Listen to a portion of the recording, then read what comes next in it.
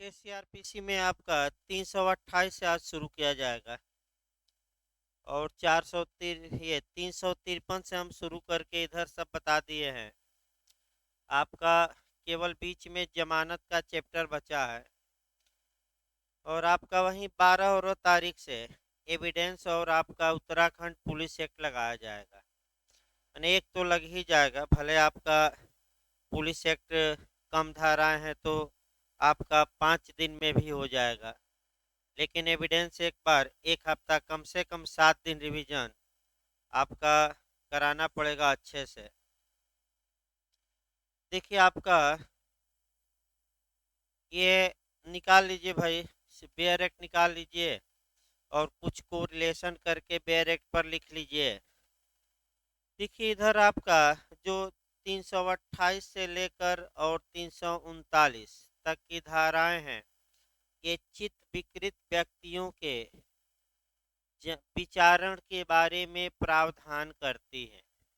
यानी कि जो व्यक्ति अनसाउंड माइंड है या सामान्यतः आप कह सकते हैं पागल है या अनसाउंड माइंड है, उसका ट्रायल जब किया जाएगा तो उसके बारे में क्या प्रावधान अपनाए जाएंगे, इसका उल्लेख सीआरपीसी के अध्याय 25 में किया गया है। आपका सेक्शन 328 से लेकर 339 तक। यहाँ से आपका एक भी क्वेश्चन कंपटीशन में बनता नहीं है, मैं बता दूं। एक बार बिहार में मेंस में क्वेश्चन बना दिया है कि चित्त विकृत व्यक्तियों के आपका विचारण के बारे में प्रावधानों का उल्लेख करिए, लेकिन प्री में आज तक के इतिहास में किसी भी आयोग ने कोई क्वेश्चन नहीं बनाया है। तो हाँ, हाँ बिहार में मैं बता रहा हूँ मेंस में बना है, लेकिन प्री में हमने अभी तक कभी देखा नहीं कि क्वेश्चन फिर भी सतर्कता बरतते हुए 4-5 धाराएं जो मुख्य मुख्य है भाई, जो क्वेश्चन नहीं बने हैं, क्योंकि वही क्वेश्चन आजकल बन रहे हैं, अतः सतर्कता बरतते हुए जो मेन मेन धाराएं 4-5 हैं, कम से कम उसको तैयार रखना है। तो पहले कोरिलेट कर लिया जाए कुछ चीज़ों से और तब ये चैप्टर शुरू किया जाए। देखिए जो व्यक्ति चित्त विकृत होता है, पहले इस चैप्टर की भूमिका देख लिया जाए 2 लाइन। जो व्यक्ति अनसाउंड माइंड होता है, अपराध करते समय नहीं, मैं बता दूं, ये जो अनसाउंड माइंड व्यक्ति होगा वह उस समय देखा जाएगा जब इंक्वायरी और ट्रायल उसके खिलाफ चल रहा है। यानी कि अपराध करते समय व्यक्ति स्वचित था और जब उसके खिलाफ मुकदमा चलने लगा तब वह पागल हो गया। तो ये अध्याय ये कहता है कि जब तक वह पागल रहेगा मुकदमे को रोक दिया जाएगा और या तो उसके घर वालों को सौंप दिया जाएगा पागल को, या आपका पागल खाने भेजा जाएगा और जब तक स्वस्थ न हो जाए तब तक मुकदमा रुका रहेगा, और स्वस्थ हो जाएगा तो फिर उसे बुलाया जाएगा और उसके खिलाफ मुकदमा चलाया जाएगा। ये नियम कहता है। मैंने इस चैप्टर में मुख्य रूप से आपका यही बताया जाएगा। डॉक्टरी रिपोर्ट आएगी, घर वालों को दिया जाता है तो बांड भरवा कर दिया जाएगा कि पागल अपने को न कोई नुकसान पहुंचाए, दूसरे को न पहुंचाए। आप बांड भरिए और तब आप अपने घर रखिए, नहीं तो कहाँ भेज दिया जाएगा, पागल खाने भेज दिया जाएगा। ये चैप्टर का मुख्य उद्देश्य यही है। तमाम धाराएं इसमें संशोधित कर दी गई है। अब चित्त विकृत व्यक्ति के बारे में जो प्रावधान अन्य कानूनों में है, कम से कम उसको कोरिलेट कर लीजिए। अगर अपराध करते समय व्यक्ति चित्त विकृत या अनसाउंड माइंड था तो वह बचाव का हकदार होगा। पहला क्वेश्चन आईपीसी के सेक्शन 84 के तहत होगा। कौन सी धारा है? 84। और अगर पागल से अपने को बचाने के लिए आपने प्राइवेट प्रतिरक्षा का प्रयोग किया है तो पागल को मारकर आप अपने को बचा सकते हैं। ये आपका आईपीसी पूछा भी गया था पिछली बार जे में। कौन सी धारा है? 98। यानी कि पागल मार दे तो बचेगा 84 आईपीसी में, और पागल को आप अपने बचाव के लिए मार दीजिए, बच्चे को मार दीजिए, या दुर्घटनावश कार्य करने वालों को, या भूलवश कार्य करने वालों को, तो ये जो सेक्शन है आपको बचाव देता है, प्राइवेट प्रतिरक्षा का अधिकार देता है, वह 98 है। आईपीसी की दो धाराएं। एविडेंस की धारा आपका 118 देखना है, यानी कि क्या पागल सक्षम साक्षी होगा कि अक्षम। ये स्पष्ट स्पष्टीकरण बताता है कि पागल सच कोई पागल अपने पागलपन के कारण ही अक्षम साक्षी नहीं हो जाता।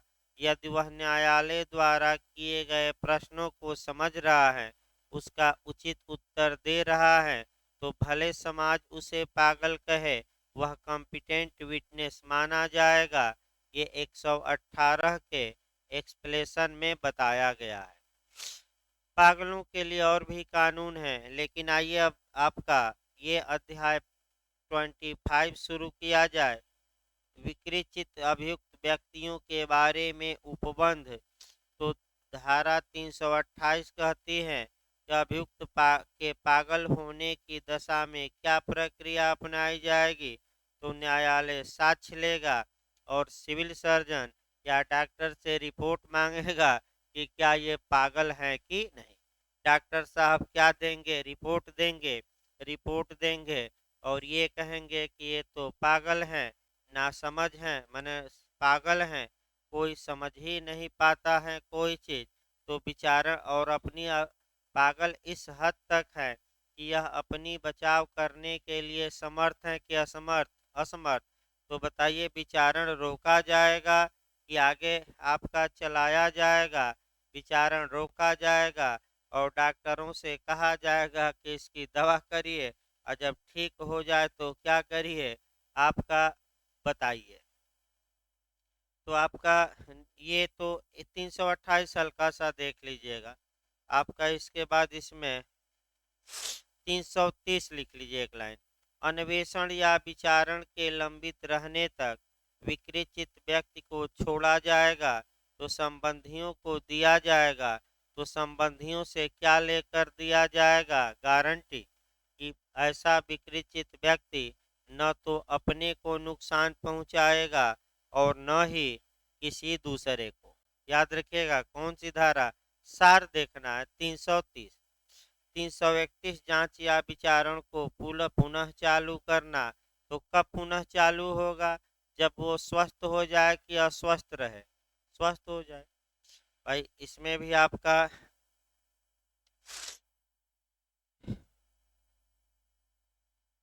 इसके बाद आपका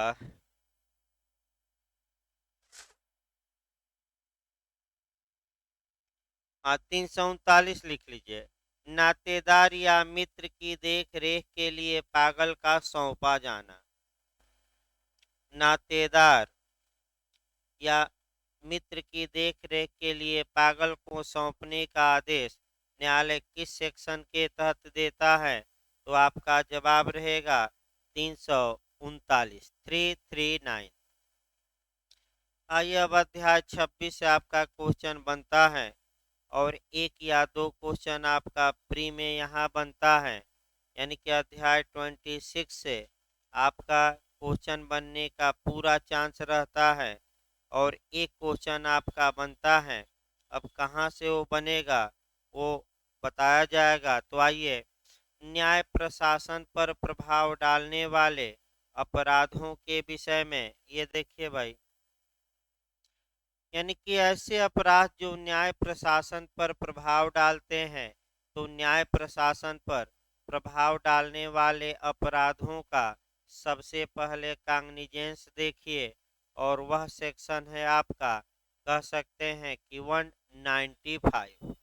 तो इसको जोड़ लीजिए। जब भी आप 340 पढ़ेंगे सेक्शन, तो आपका कॉग्निजेंस या संज्ञान की जो धारा है वह कौन पढ़नी पड़ेगी? 195। पहले समझिए। अगर कोई व्यक्ति न्यायालय में मिथ्या साक्ष्य दिया है तो ऐसी दशा में ये न्याय प्रशासन पर प्रभाव डालने वाला अपराध माना जाएगा और न्यायालय लिखित में स्वयं परिवाद करेगा। या तो न्यायालय का कोई अधिकारी करे या न्यायालय स्वयं करे।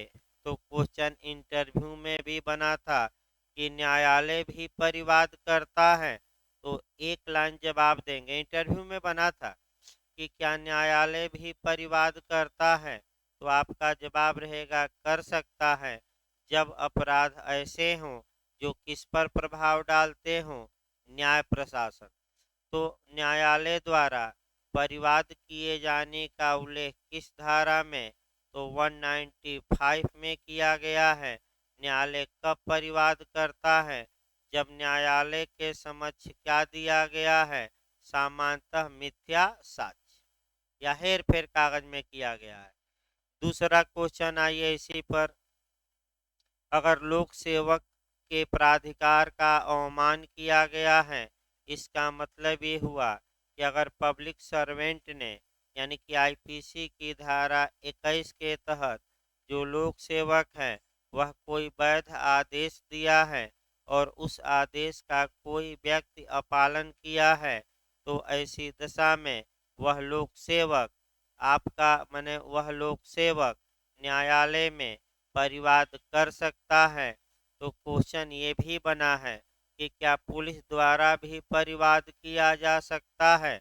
सामान्यतः पुलिस परिवादी नहीं होती, लेकिन इसका अपवाद है और अपवाद ये है कि अगर पुलिस ने कोई वैध आदेश दिया और कोई व्यक्ति उस आदेश को नहीं माना, तो इस मामले में पुलिस परिवाद कर सकती है और मामला किस सेक्शन में आएगा, 195। इंटरव्यू में ज़्यादा बनता है, डिटेल में बताया जाएगा, लेकिन हमें लगता है कि इतना में काम हो जाना चाहिए। अब यहाँ लिखित में परिवाद होता है तो जो ये न्याय प्रशासन पर प्रभाव डालने वाले अपराध हैं, जैसे न्यायालय की अवमानना हुई, न्यायालय में मिथ्या साक्ष्य गढ़ दिए, मिथ्या साक्ष्य दे दिए, या किसी लोक सेवक के आदेश का आपने पालन नहीं किया, तो लिखित में परिवाद होगा। और ये कौन सी धारा कहती है कि केवल न्यायालय ही परिवाद कर सकता है या लोक सेवक ही, 195। और जो मामले 195 में आ जाते हैं उसके लिए आपका उसके लिए प्रावधान जो किए गए हैं, स्पेशल प्रावधान अध्याय 26 में किए गए हैं और सेक्शन 340 से लेकर 352, यानी कि ये जोड़कर पढ़िएगा किस धारा से, 195 अच्छे से। अब देखिए कह करके आपका 340 धारा 195 में वर्णित मामलों में प्रक्रिया क्या अपनाई जाएगी। तो देखिए प्रक्रिया जब किसी न्यायालय की उसके इस निमित्त किए गए आवेदन पर या अन्यथा यह राय है कि न्याय के हित में यह समीचीन है कि धारा 195 की उपधारा 1 के खंड ख में निर्दिष्ट किसी अपराध की जो उसे यथा स्थिति उस न्यायालय की कार्यवाही में या उसके संबंध में अथवा उस न्यायालय की कार्यवाही में पेश की गई या साक्ष्य में दी गई दस्तावेज के बारे में किया हुआ प्रतीत होता है, जांच की जानी चाहिए। तब ऐसा न्यायालय प्रारंभिक जांच के पश्चात यदि कोई हो जैसा वह आवश्यक समझे उस भाव का निष्कर्ष अभिलिखित कर सकता है, उसका लिखित परिवाद कर सकता है, उसे अधिकारिता रखने वाले फर्स्ट क्लास मजिस्ट्रेट को भेज सकता है, अभियुक्त की हाजिरी के लिए आपका कह सकते हैं प्रतिभूति ले सकता है, या अभियुक्त को कह सकते हैं कि मजिस्ट्रेट के पास अभिरक्षा में भेज सकता है इत्यादि। आपका 340 में ये है, यानी कि अगर मिथ्या साक्ष्य दिए हैं, न्यायालय की अवमानना किए हैं, दस्तावेज में हेर फेर किए हैं, तो क्या प्रक्रिया अपनाई जाएगी। 340 341 में अपील है, तो 340 में जो आपका परिवाद करने से इनकार किया गया है या परिवाद किया गया है उसकी अपील कर सकते हैं। और आपका कहाँ कर सकते हैं ये आपका दिया गया है, तो ये भी कम चांस रहता है पूछने का। रिवीजन नहीं होगा, क्या होगा? अपील। इसके बाद 342 छोड़ दीजिएगा। 343 जहां मजिस्ट्रेट संज्ञान करे, ये भी नहीं पूछा जाता। इधर जो मुख्य रूप से पूछा जाता है 344 अंडरलाइन कर लीजिएगा। तो पहला जो आपका क्वेश्चन महत्वपूर्ण मिलता है इधर कौन सी धारा से? 344। मिथ्या साक्ष्य देने पर विचारण के लिए संक्षिप्त प्रक्रिया। तो क्वेश्चन आपका ये बनता है कि अगर किसी ने मिथ्या साक्ष्य दिया है तो क्या न्यायालय, चाहे कोर्ट ऑफ सेशन हो या मजिस्ट्रेट का न्यायालय हो, क्या समरी ट्रायल कर सकता है कि नहीं? और समरी ट्रायल करके निर्णय दे सकता है कि नहीं? तो दे सकता है। और आपका तो क्वेश्चन ये बनता है कि कब सत्र न्यायालय समरी ट्रायल की प्रक्रिया अपना सकता है, उसको अलग से लिख लीजिए।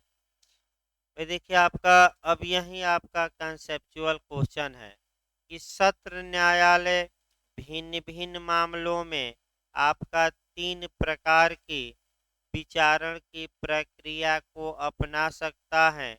और अगर मिथ्या साक्ष्य दिया, वो बताया जाएगा 199 में डिटेल में हम आपका बताएंगे, अभी नहीं। 193 जब हम आएंगे तब। यहाँ बस 2 लाइन प्री के लिए याद रखना है कि क्या मिथ्या साक्ष्य देने के मामले में संक्षिप्त विचारण की प्रक्रिया यानी कि धारा 260 से लेकर 265 वाली प्रक्रिया अपनाई जा सकती है कि नहीं? तो एक लाइन जवाब रहेगा अपनाई जा सकती है। तो सत्र न्यायालय भी ये प्रक्रिया अपना सकता है। दूसरा आपका ये आया कि अगर ये प्रक्रिया अपनाई जाती है तो अधिकतम कितनी सजा दी जा सकती है, वह जरूर याद रखिएगा। तो पहले संक्षिप्त विचारण की प्रक्रिया में बताइए, संक्षिप्त विचारण की प्रक्रिया में कितनी से अधिक नहीं दिया जा सकेगा सजा? 3 माह। कितने से? तो यहाँ भी जब संक्षिप्त प्रक्रिया अपना रहे हैं तो कितने से अधिक सजा सत्र न्यायालय या कोई मजिस्ट्रेट नहीं दे सकता? 3 माह। देखिए आपका पहले पैराग्राफ का लास्ट लाइन देखिए, जिसकी अवधि 3 मास तक की हो सकेगी या जुर्माने से जो 500 रुपये तक का हो सकेगा अथवा दोनों। यही लाइन आपका याद रखना है। फिर एक बार हम बता दें, यही पूछा भी जा सकता है कि मिथ्या साक्ष्य देने के मामले में या मिथ्या साक्ष्य गढ़ने के मामले में, दस्तावेज से संबंधित कोई अपराध करने के मामले में अगर समरी ट्रायल किया जाता है तो अधिकतम कितनी सजा दी जा सकती है? तो 344 के क्लाज 1 का लास्ट लाइन थोड़ा देखिए, स्पष्ट लिखा गया है कितना, फिर एक बार याद रखिए, 3 मास तक का कारावास या जुर्माना 500 या दोनों। ये अटैक करना इसी पर। इसके बाद आपका 345 अवमान के कुछ मामलों में प्रक्रिया। तो अगर किसी व्यक्ति ने अवमान किया है न्यायालय का तो न्यायालय आपका प्रक्रिया अपना सकता है संक्षिप्त। और ऐसी दशा में आपका माने न्यायालय चल रहा है, कोई व्यक्ति अवमान किया है तो तुरंत गिरफ्तार करने का आदेश दे सकता है और आपका संज्ञान भी तुरंत ले सकता है और तुरंत कार्यवाही कर सकता है। किस धारा में? 345। यानी कि इसका मतलब ये आया कि कंटेम्प्ट के मामले में प्रक्रिया जो होगी वो तत्काल तत्काल तत्काल होगी। देखिए एक उदाहरण, मान लीजिए न्यायिक कार्यवाही चल रही है, एक व्यक्ति जाकर न्यायिक कार्यवाही में बाधा डाल दिया तो न्यायालय 345 कहती है कि न्यायालय तुरंत कार्यवाही शुरू कर देगा और तुरंत शुरू कर देगा, तुरंत उसका क्या ले लेगा संज्ञान, तुरंत गिरफ्तार करवा सकता है और तुरंत कार्यवाही को क्या बढ़ा सकता है आगे। देर नहीं करना है, क्योंकि अवमान किया है तो तत्काल तत्काल तत्काल भी सब कुछ हो सकता है। इसके बाद 346 छोड़ देंगे, 347 छोड़ देंगे, पूछा जाता है अब 348, 349, 350, 351, 52, इधर की 4 धाराएं याद करनी है।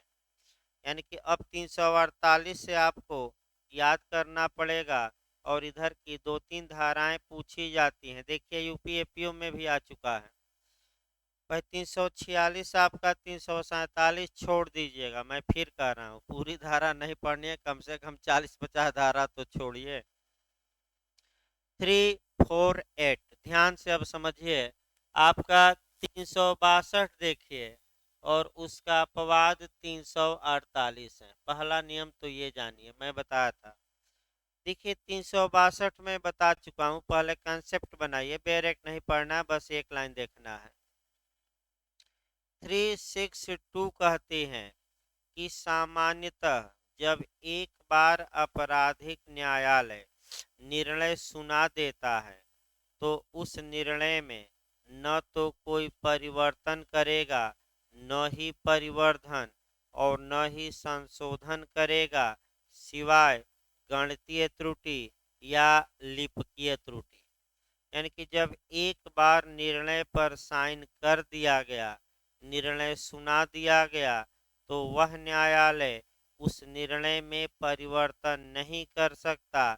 लेकिन ये विधि का पूर्ण नियम नहीं है।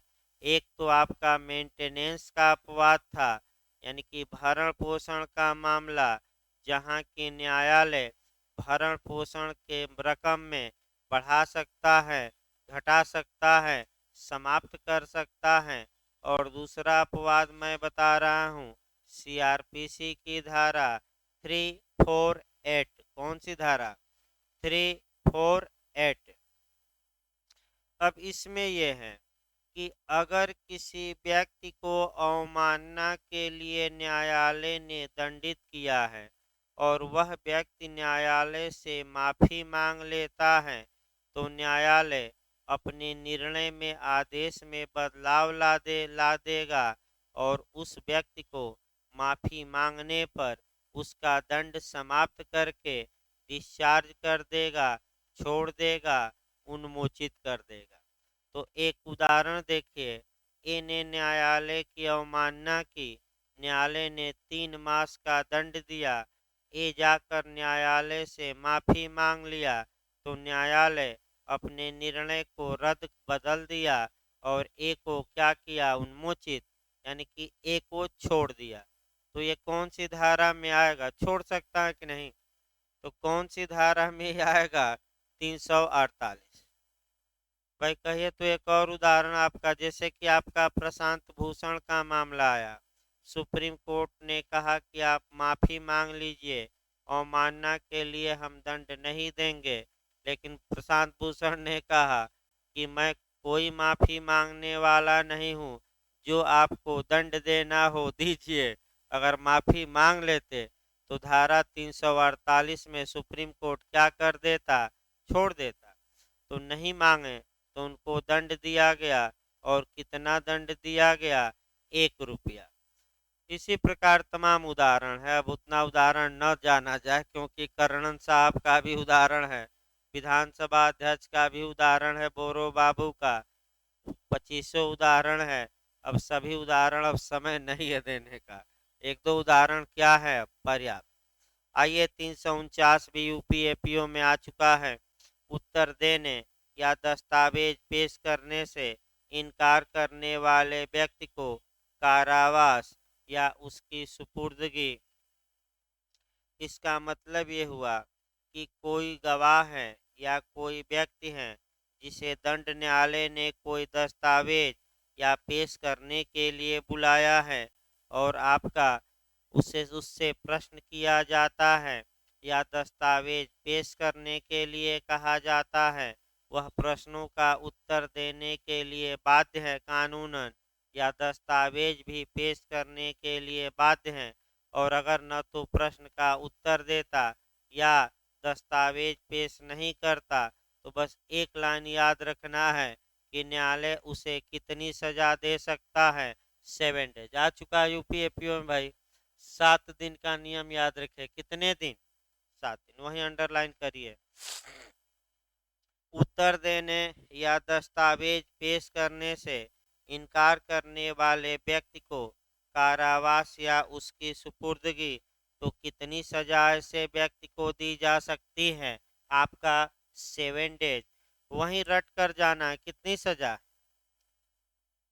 7 दिन। और अगर ये 7 दिन की सजा दी जा सकती है, यही मुख्य रूप से आपका कह सकते हैं पूछा जाता है। इसको कोरिलेट भी कर सकते हैं। कोरिलेट आपका कर सकते हैं कि कब कोई उत्तर देने के लिए बाउंड है, क्षम्य नहीं है, तो इसको कहीं कोरिलेट कर लीजिए एविडेंस से पहले। एविडेंस की धारा 132, एविडेंस की धारा कोरिलेट करिएगा 132, 162, 162 और 165। 132, 162, 165, 3 धाराएं एविडेंस की। एक धारा आईपीसी में है। देखिए आईपीसी में अगर कोई व्यक्ति किसी प्रश्न का उत्तर देने के लिए बाध्य है और वह व्यक्ति उस प्रश्न का उत्तर नहीं देता तो आईपीसी के तहत भी वह दंड का भागी होगा। सेक्शन आपका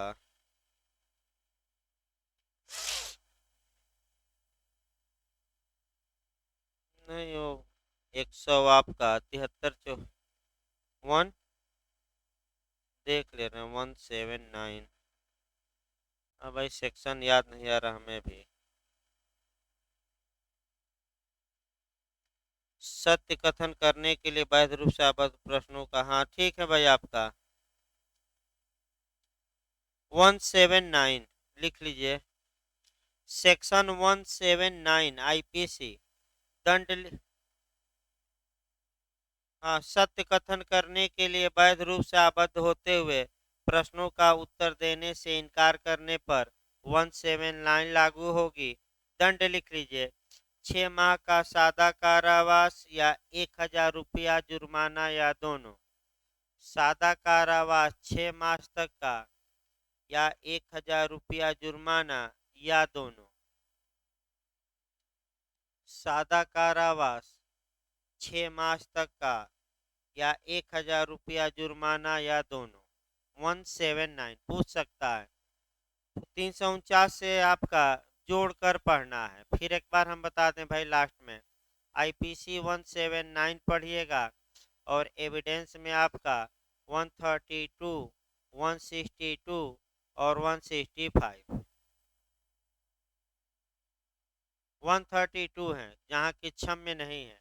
अगर कोई गवाह है ये कहता है कि हम उत्तर देंगे तो अपराध में फंस जाएंगे, उत्तर देंगे तो हम पर शास्ति लग जाएगी, या उत्तर देंगे तो हम पर जुर्माना लग जाएगा, तो इस आधार पर वह उत्तर देने से क्षमा नहीं किया जाएगा, उसे उत्तर देना होगा। 132 है आपका कंपेल्ड विटनेस, विवसनीय साक्षी, बाध्य किया हुआ साक्षी, 3 धाराओं में 132 है, इसमें कोई शक नहीं। इसके बाद आपका जो क्वेश्चन आता है 350 से भी क्वेश्चन बना है। 7 दिन याद रखिएगा भाई। फिर एक बार हम बता रहे हैं यूपीएपीओ बन चुका है क्वेश्चन। 7 डेज उत्तर आपका 349 सेक्शन रट कर जाना है। अगला ये 350 समन के पालन में साक्षी के हाजिर न होने पर उसे दंडित करने के लिए संक्षिप्त प्रक्रिया। यानी कि अगर किसी गवाह के नाम समन जारी किया गया और वह गवाह वैध रूप से हाजिर होने के लिए बाध्य था और बिना किसी उचित कारण के हाजिर नहीं हुआ, तो ऐसी दशा में अब क्या होगा? तो न्यायालय ऐसे गवाह को दंडित कर सकता है और आपका कितना जुर्माना लगा सकता है अधिकतम वहीं पूछा जाता है। तो संक्षिप्त प्रक्रिया अपना कर मने और संक्षिप्तः विचारित करके वहीं रकम पूछी जाती है कि कितना जुर्माना लगा सकता है। 100 रुपये से अनधिक, अंडरलाइन कर लीजिए, 100 रुपये से अनधिक का जुर्माना। अब यहाँ आपको फिर आईपीसी में जाना पड़ेगा कि अगर न्यायालय ने किसी गवाह को समन जारी किया और वह गवाह वैध रूप से न्यायालय में पेश होने के लिए बाध्य है और बिना किसी उचित कारण के कोर्ट में अपीयर नहीं हुआ, यानी कि न्यायालय के आदेश का वायलेशन किया, तो ऐसी दशा में आईपीसी की किस धारा के तहत ऐसा गवाह दंड का भागी होगा? एक सेकंड भाई, देखिए, नहीं इधर ही है, अब देखना पड़ेगा, हमें भी हल्का सा मिस कर रहा है आज। हो सकता है 172 देख ले रहे हैं। अब क्लियर भाई, असमंजस में न रखा जाए क्योंकि गलत हो जाएगा। और आपका पेयर एक्ट जब है ही तो भाई देख ही लिया जाए। लोक सेवक द्वारा निकाले गए, हाँ ठीक है भाई, आपका समझ गया कि बचने के लिए फरार हो जाना, ये तो फरार हो जाना है भाई। फरार तो हुआ नहीं, वो जानबूझकर नहीं आया, भागा है नहीं। किसी समन या सूचना के तेरे लगाया जाने निवारित करना है, ठीक। यदि समन न्यायालय में व्यक्तिगत हाजिरी के लिए अपेक्षित है, तब किसी स्थान में स्वयं या अभिकर्ता हाजिर होने का वैध आदेश न मानना। वहाँ के 174 में आएगा। और भी धाराएं हैं अलग अलग, फरार हो जाना, समन को मैंने चपकाया गया फाड़ देना, लेकिन 174 में समानता आएगा। और भी धाराएं अलग अलग, 174 लिख लीजिए। आपका 100 रुपया याद रखिएगा 350 में भाई। और एक और भी धाराएं, लेकिन समानता इसमें कोरिलेट हो रही है केवल एक सेक्शन, आईपीसी 174 सही है ये। 350 के बाद आपका 351 छोड़ दीजिएगा, 352 कुछ न्यायाधीशों और मजिस्ट्रेटों के समक्ष किए गए अपराधों का उनके द्वारा विचारण न किया जाना, यानी कि ये भी आपका अच्छा क्वेश्चन बन सकता है। यहाँ नेचुरल जस्टिस का क्या किया गया है पालन। देखिए प्राकृतिक न्याय, तो 3 जगह मुख्य रूप से प्राकृतिक न्याय बताइएगा। अब आपका देखिए कौन कौन सी धारा हम बता रहे हैं। एक 191 बताइएगा, एक आपका 352 बताइएगा और तीसरा 479।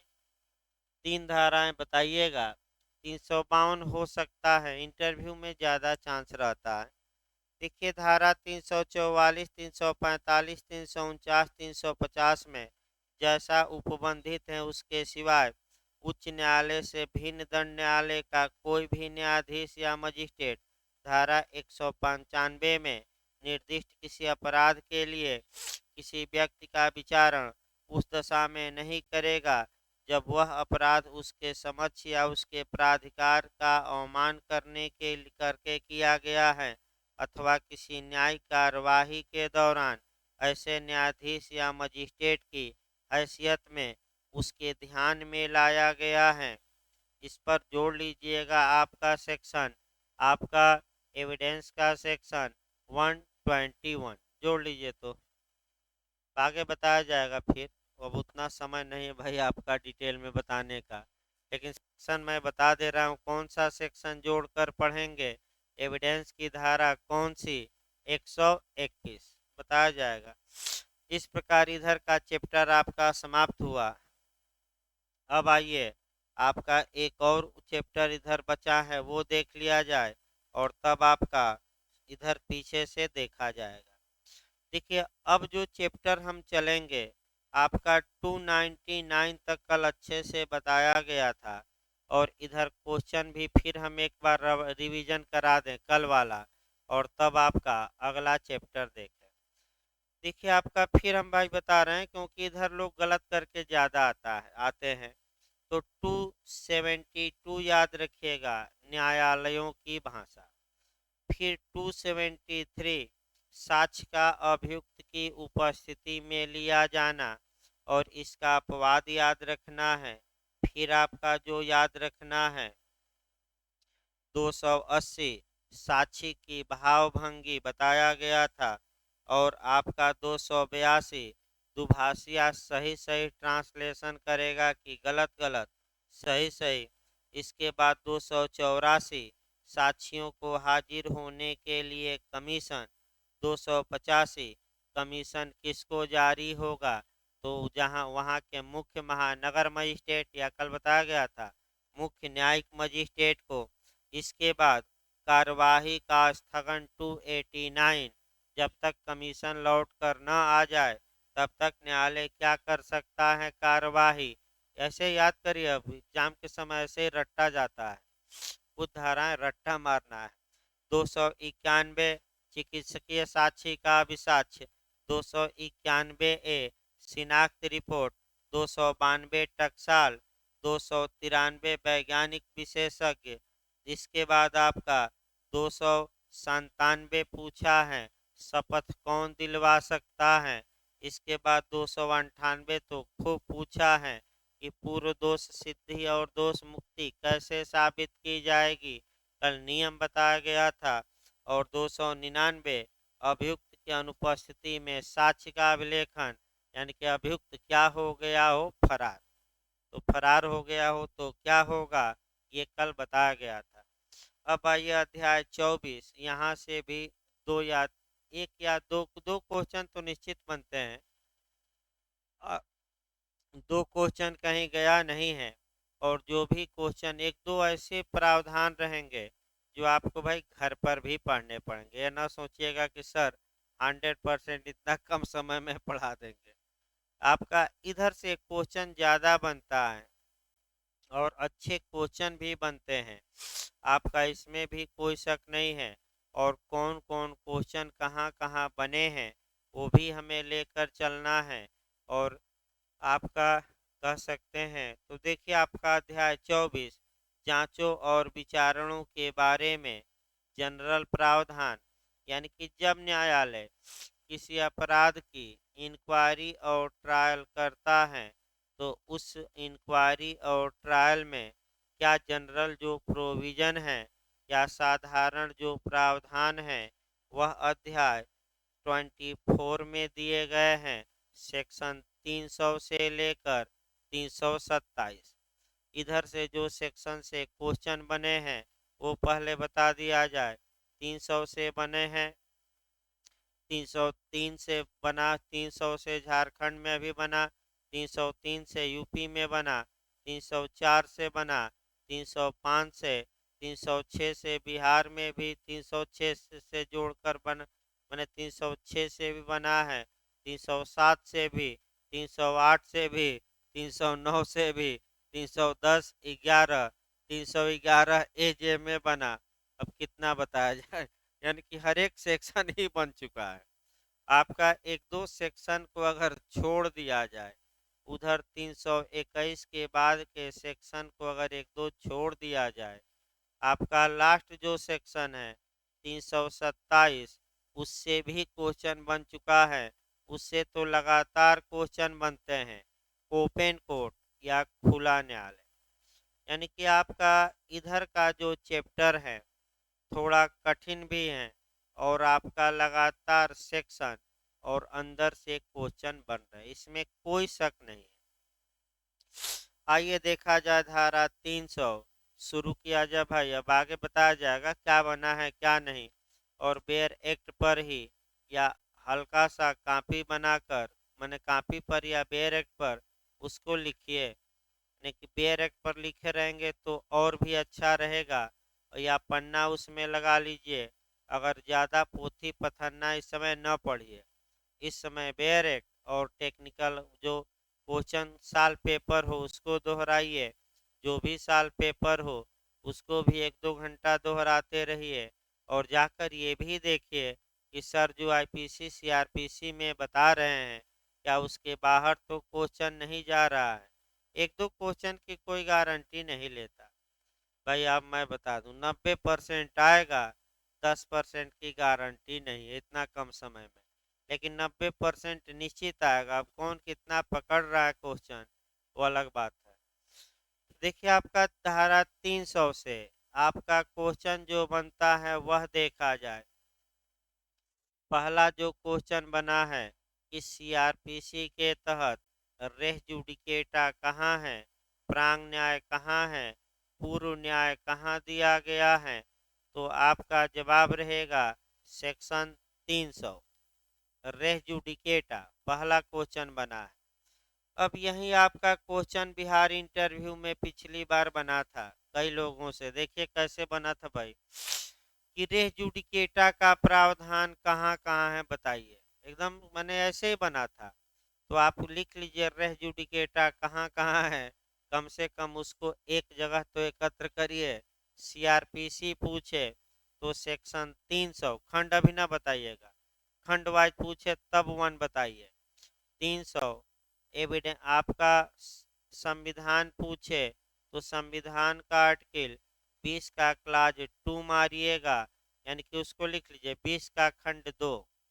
अगर इसी बीच आपका पूछ ले संविधान के बाद एविडेंस पूछ ले तो एविडेंस की धारा 40 मारिए 40। एविडेंस की कौन सी धारा मारेंगे, 40 मारेंगे। इसी बीच आपका एविडेंस के बाद सीपीसी में पूछ ले तो 11 और 13 मारिएगा। धारा 11 और 13 दो धाराएं बताइएगा।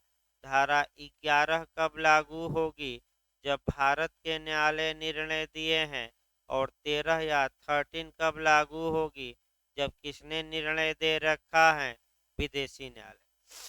और आपका अंतर्राष्ट्रीय स्तर पर भी एक बताएंगे तो अच्छा मने प्रभाव जाता है।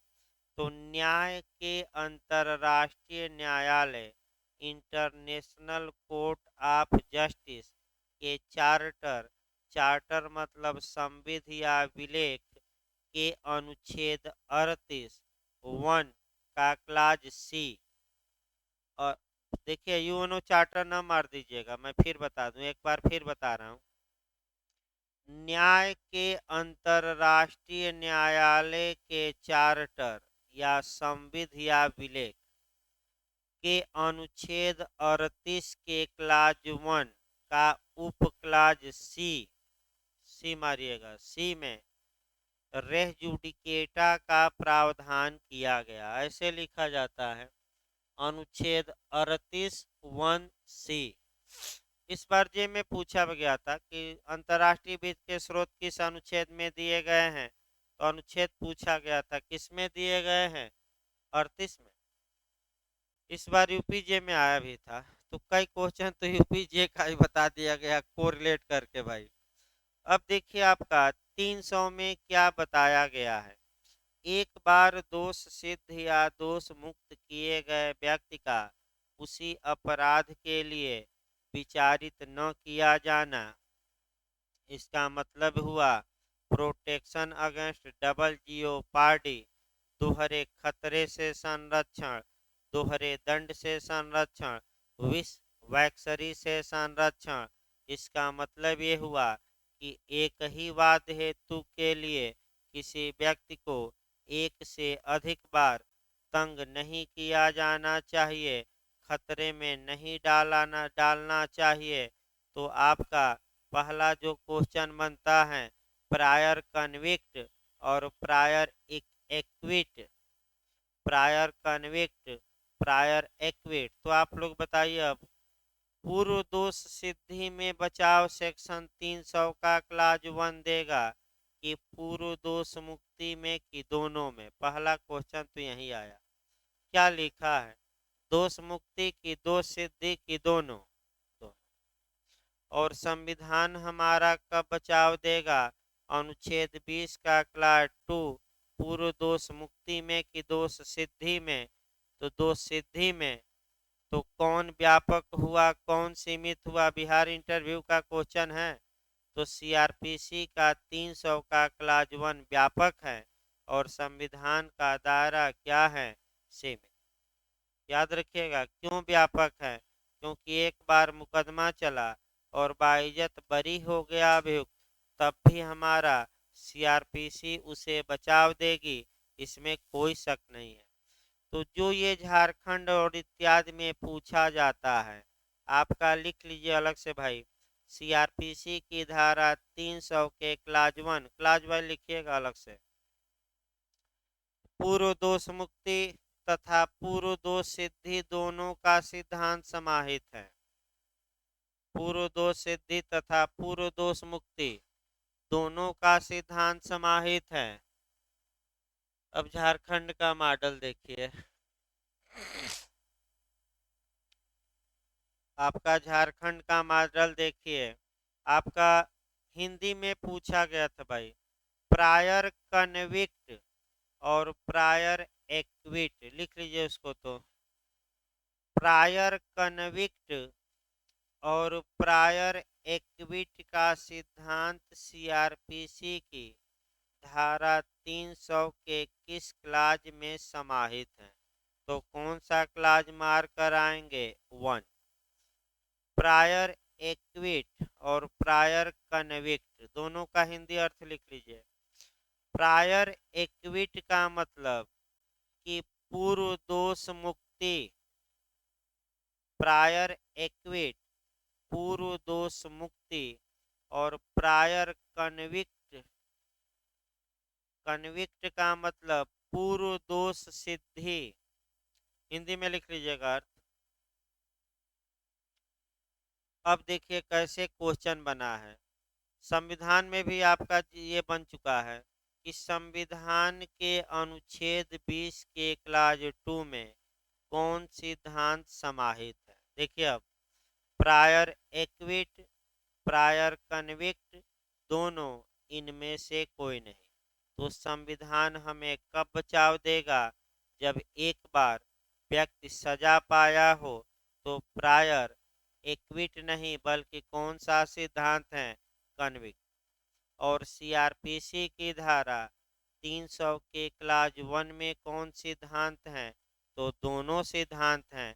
दोनों दशाओं में आपका बचाव का व्यक्ति क्या होगा, हकदार।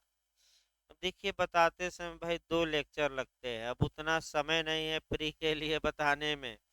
और आपका अभी देखिए एक उदाहरण सोशल मीडिया पर चलता है, अंधा कानून जो फिल्म बनी है, वहीं लोग उदाहरण पूछते हैं।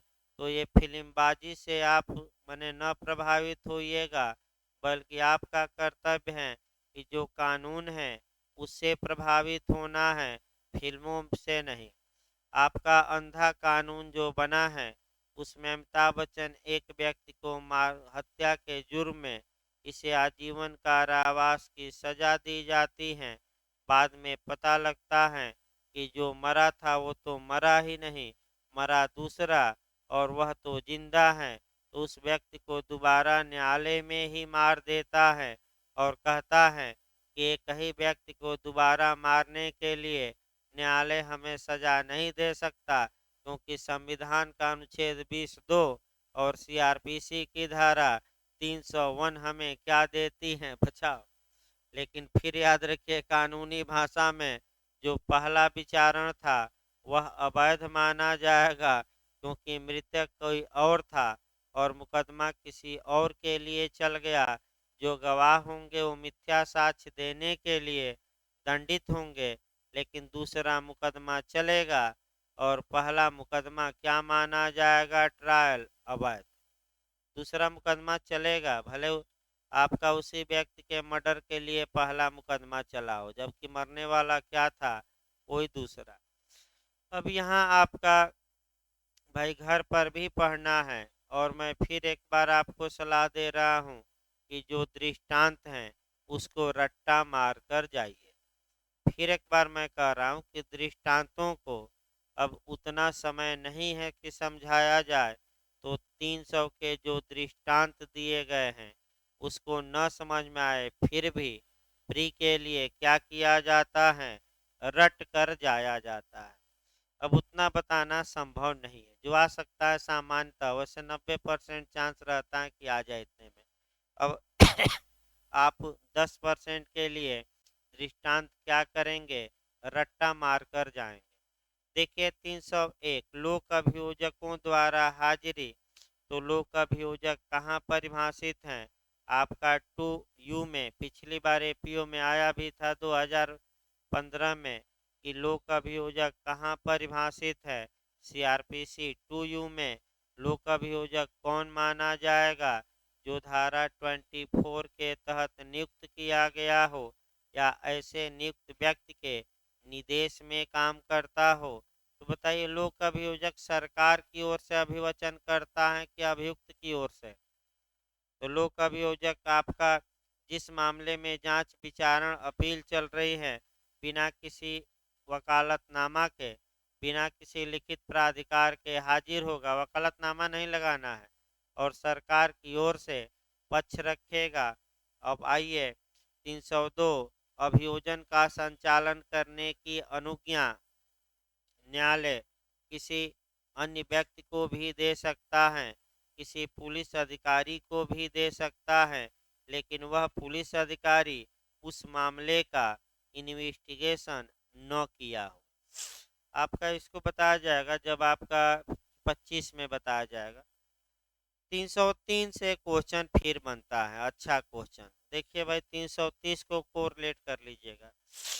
जिस व्यक्ति के विरुद्ध कार्यवाही दायर की गई है उसका प्रतिरक्षा करने का अधिकार।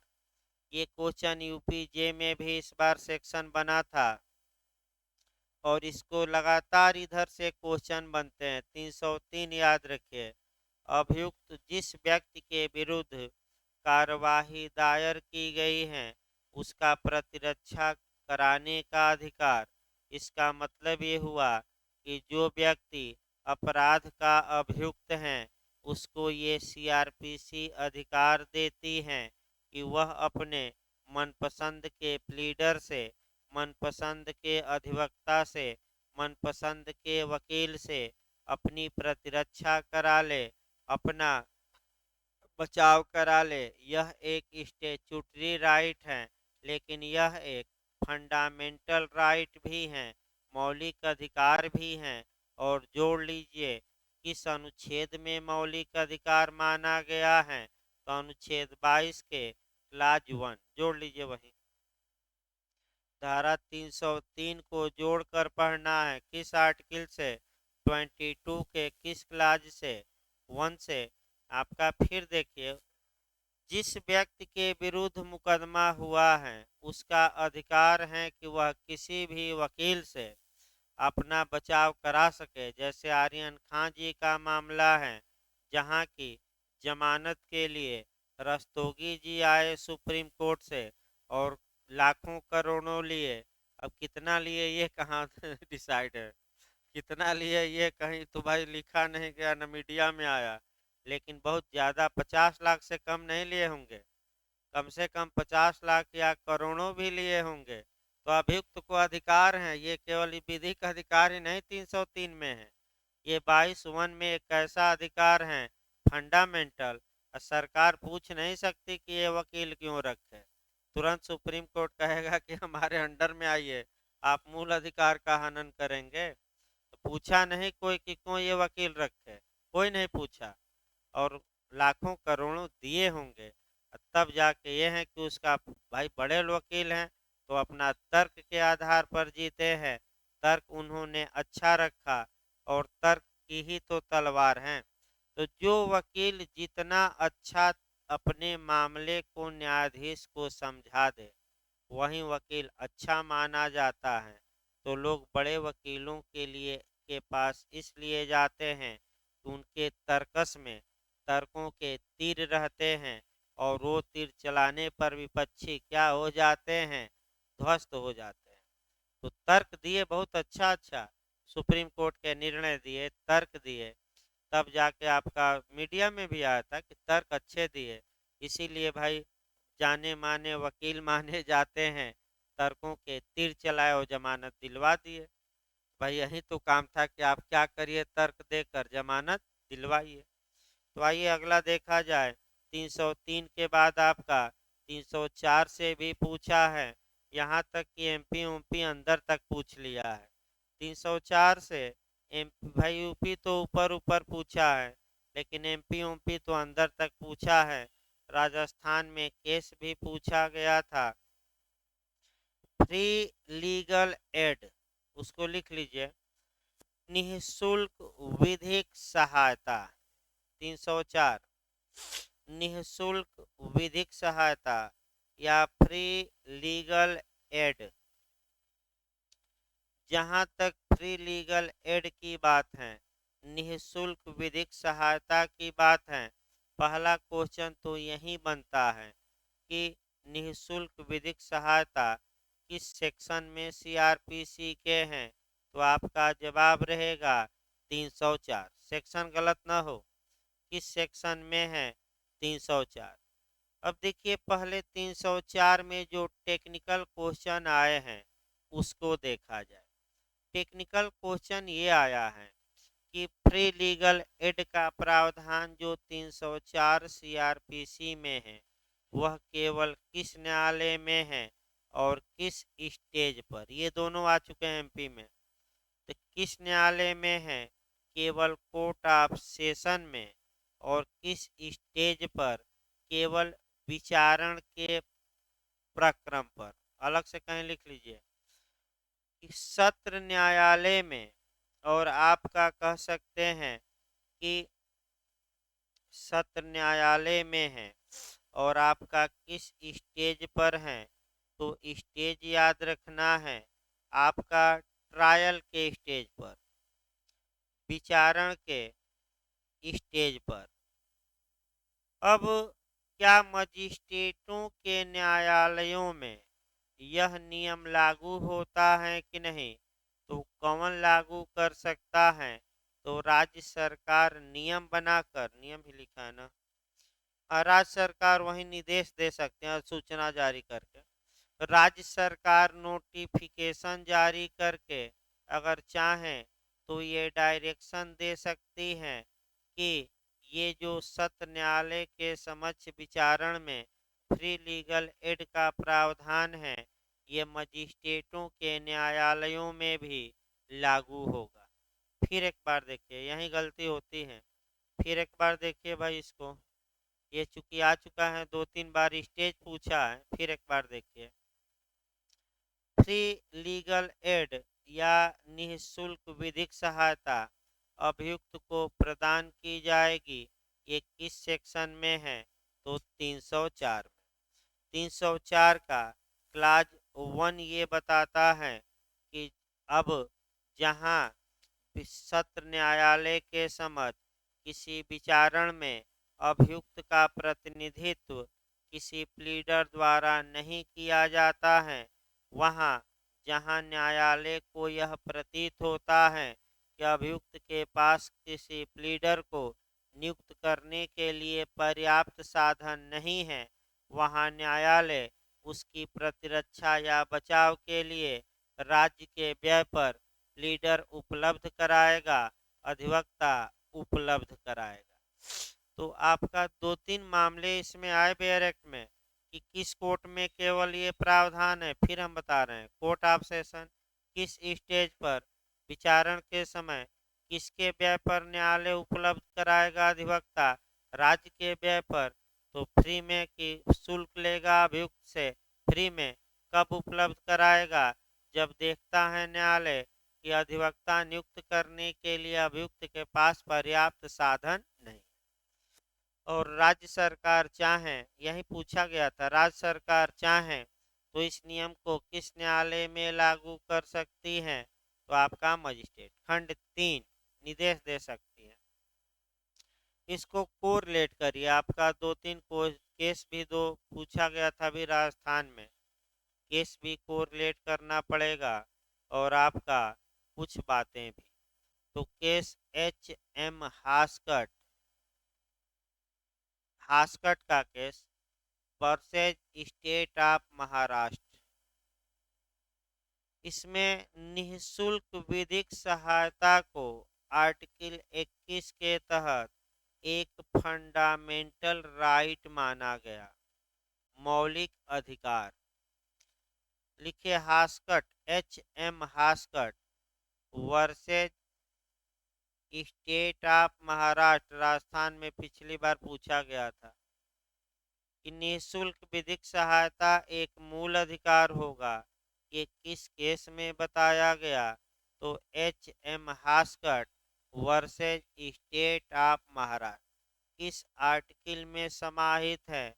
आर्टिकल 21 में समाहित है। ये याद करके जाना किस आर्टिकल में, 21 में। और किस में? प्राण और दैहिक स्वतंत्रता में, यानी कि जीवन और शारीरिक स्वतंत्रता में यह समाहित है। अब अगला ये नियम भाई 304 तो केवल सत्र न्यायालय की बात करती हैं, वो भी अपील में नहीं, न ही अन्वेषण में, न ही जांच में, केवल किस स्टेज पर? विचार। तो ऐसी दशा में फिर सुप्रीम कोर्ट को आगे आना पड़ा और खत्री का केस है, Khatri versus state of Bihar. Khatri का केस लिखिए, खत्री का केस है, Khatri versus state of Bihar. इसमें सुप्रीम कोर्ट ने निःशुल्क विधिक सहायता का जो प्रावधान है उसको व्यापक कर दिया और ये कहा कि निःशुल्क विधिक सहायता सभी प्रकरणों पर अभियुक्त को प्रदान की जाएगी, इन्वेस्टिगेशन के दौरान भी, जांच के दौरान भी, विचारण के दौरान भी और अपील के दौरान भी। देख ही रहे निर्भया कांड में AP सिंह लगे ही थे, सुप्रीम कोर्ट तक पैसा सरकार दे रही थी और सरकार का ही क्या कर रहे थे? विरोध। पैसा पूरा कागज पत्थर का और दौड़ने का मिल रहा था, पेट्रोल का, किसके द्वारा? क्योंकि भाई सर राज के व्यय पर ही तो लड़ रहे थे। लेकिन आपका नेचुरल जस्टिस का पालन करना है, आरडी अल्ट्रम परटम, यानी कि दूसरे पक्षकार को भी क्या करो, सुनो। इसके बाद आपका एक कानून बना, पूछा गया था अभी आपका इंटरव्यू में भी, विधिक सेवा प्राधिकरण अधिनियम 1987, आपका लीगल सर्विस अथॉरिटी एक्ट 1987 कानून बनाया संसद ने। लेकिन भाई पढ़ा भी गया था IPC में, लिखना चाहे तो लिख सकते हैं। विधिक सेवा प्राधिकरण अधिनियम 1987 1987। इस कानून के तहत अब सभी स्तरों पर और सभी प्रकरणों पर और सभी न्यायालयों में फ्री लीगल एड का प्रावधान कर दिया गया है। सभी न्यायालय, सभी स्तर, याद रखिएगा, ये नहीं कि अन्वेषण, जांच, विचारण, अपील, ये सब नहीं, सभी प्रकरण, सभी न्यायालय, चाहे मजिस्ट्रेट का न्यायालय हो या सुप्रीम कोर्ट, इसके लिए आपका विधिक सेवा प्राधिकरण गठित होता है। आपका जिला स्तर पर, राज्य स्तर पर, हाई सुप्रीम कोर्ट के स्तर पर पैनल होता अधिवक्ताओं का। उसी में से क्या किया जाता है? अभियुक्त को भाई मुहैया कराया जाता है अधिवक्ता। लेकिन कब? जब अभियुक्त के पास कोई अधिवक्ता बचाव के लिए न हो। इससे सबसे अच्छा निर्भया कांड है कि निर्भया कांड में कोई भी वकील लड़ने के लिए तैयार नहीं हुआ, तो क्या बिना वकील के मुकदमा चला? नहीं। कसाब का मामला है जहां कोई भी बॉम्बे का वकील लड़ने के लिए तैयार नहीं हुआ, तो क्या बिना वकील के उसको फांसी दे दी गई? नहीं। दो वकील अच्छे अच्छे रखे गए और उसका बचाव भी किए।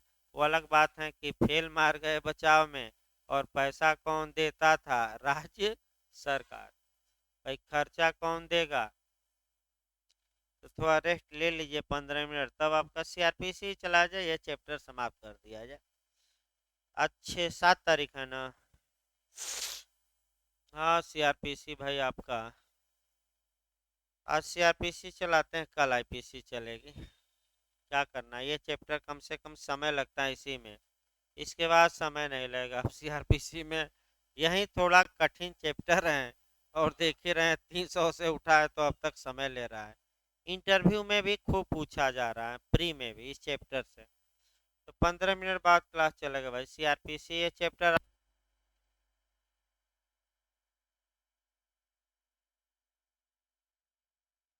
आपका एविडेंस और पुलिस एक्ट लगा दिया जाएगा, यानी कि कोई इसमें से एक समाप्त होगा तो तुरंत आपका एविडेंस या पुलिस एक्ट लगा दिया जाएगा, ताकि उसके लिए कम से कम एक हफ्ता बचे, और एक हफ्ता पर्याप्त है। आपका पुलिस एक्ट में 88 सेक्शन है, उसमें एक हफ्ता बहुत अच्छे से हो जाएगा एक बार। और एविडेंस में भी ज़्यादा है नहीं, 167 ही सेक्शन है, तो भी बहुत अच्छे से हो जाएगा, 90% आ जाएगा।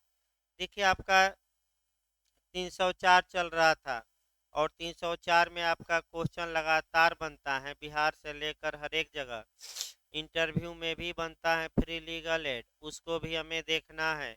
अब आइए 305, प्रक्रिया जब निगम या रजिस्ट्रीकृत सोसाइटी अभियुक्त है, तो चूंकि निगम या सोसाइटी या कंपनी आर्टिफिशियल पर्सन होते हैं, अतः इन्होंने ही अगर अपराध किया है तो इनके सचिव को या प्रबंधक को या जो कंपनी ने एजेंट नियुक्त किया है उसी को अभियुक्त मान लिया जाएगा, और उसको आरोप प्ररोप सुना दिया जाएगा, समझा दिया जाएगा।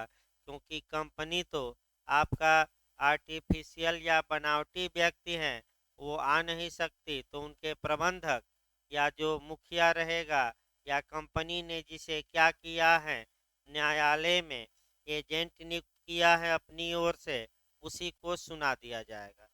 तो 305 भी हो गया, ये कम पूछा जाता है। अब फिर इधर से आपका क्वेश्चन आता है 306, 307 और 308।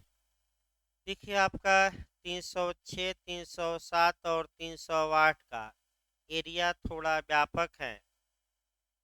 इसमें जो प्रावधान किया गया है, एक कम्प्लिक्स को पार्डन देना, यानी कि 306 में है सह अपराधी को क्षमादान। अब यहाँ जो आपका क्वेश्चन मैंने प्री में कम ही पूछा गया है 306 से, लेकिन 307 और 308 से ज़्यादा पूछा है प्री में।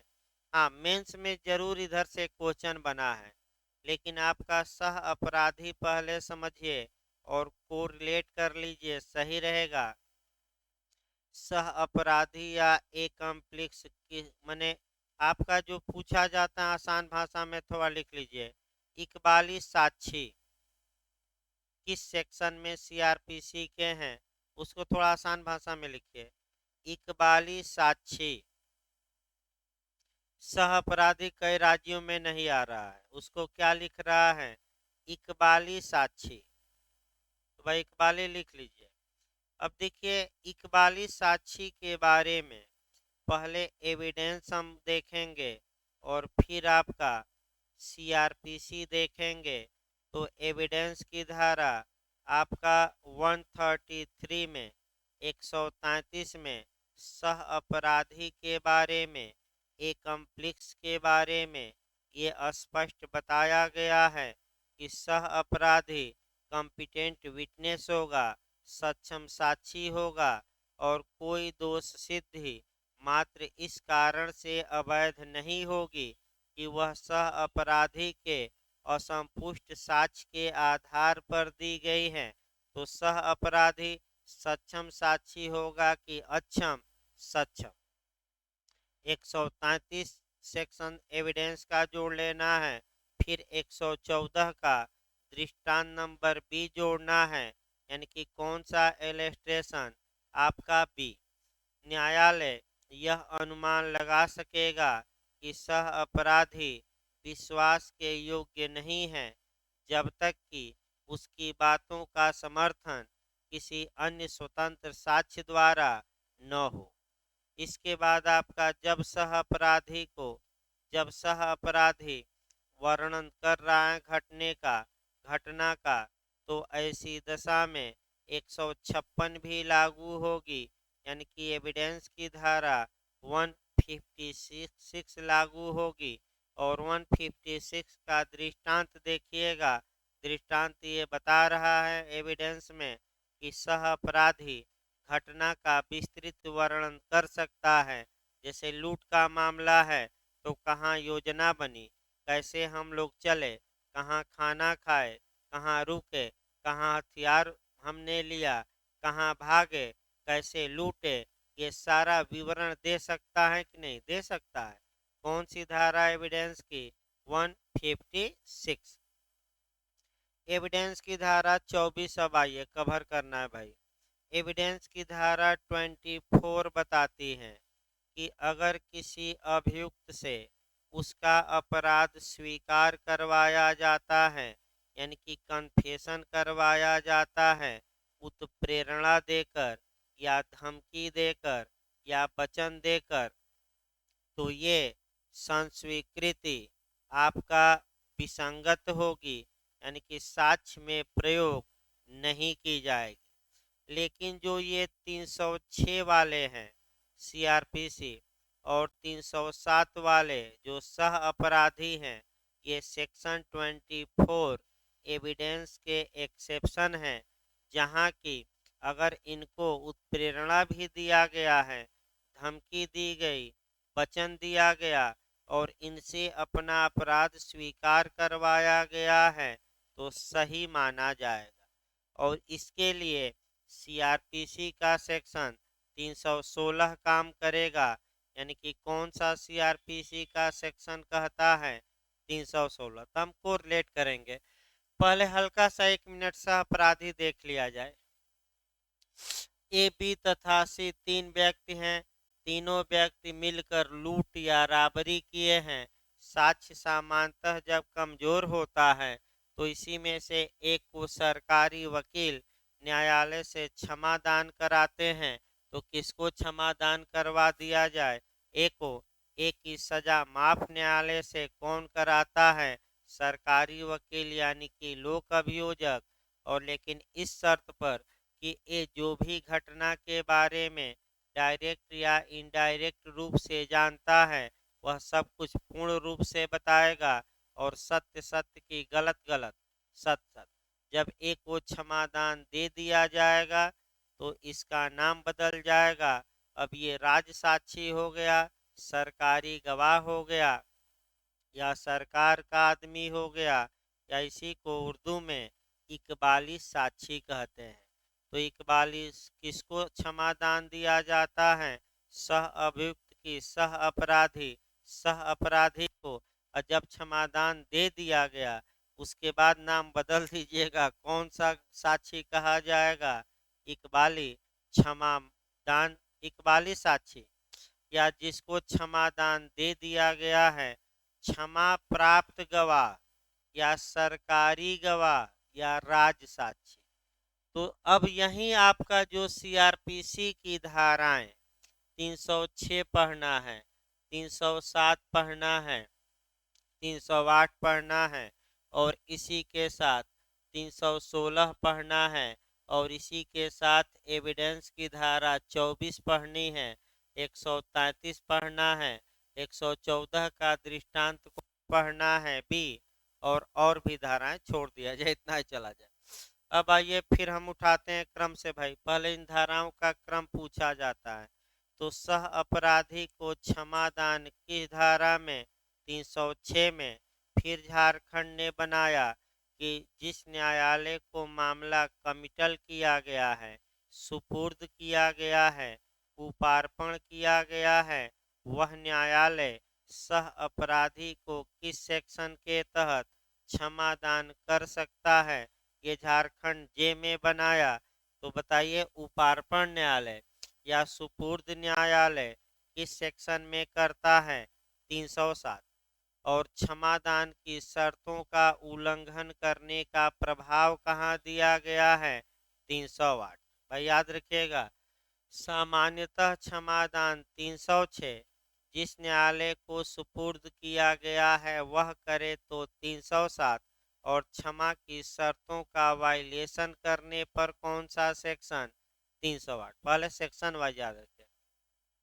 अब आइए 24 देखा जाए तो सेक्शन एविडेंस का 24 बता रहा है 24 कि अगर किसी अभियुक्त को उत्प्रेरणा दी गई, मैंने उकसा दिया गया, धमकी दी गई, भयभीत किया गया, या वचन या वादा किया गया और उससे उसका अपराध स्वीकार करवा लिया गया है, यानी कि कन्फेशन करवा लिया गया है, तो वह कन्फेशन विसंगत होगा, यानी कि साक्ष्य में प्रयोग नहीं किया जाएगा। लेकिन इसका अपवाद सह अपराधी है और अपवाद स्पष्ट रूप से आपका सीआरपीसी के किस धारा में दिया गया है? 316 स्पष्ट लिखा गया, अपने मन से हम नहीं बता रहे। यानी कि अगर सरकार सह अपराधी को क्षमादान न्यायालय से दिलवाती है और न्याय उसको धमकी देती है, उत्प्रेरणा देती है, देकर दिलवाती है, तो ये वैध मान कि अवैध? तो आपका जवाब रहेगा सब कुछ सही होगा, यानी कि सब कुछ क्या माना जाएगा?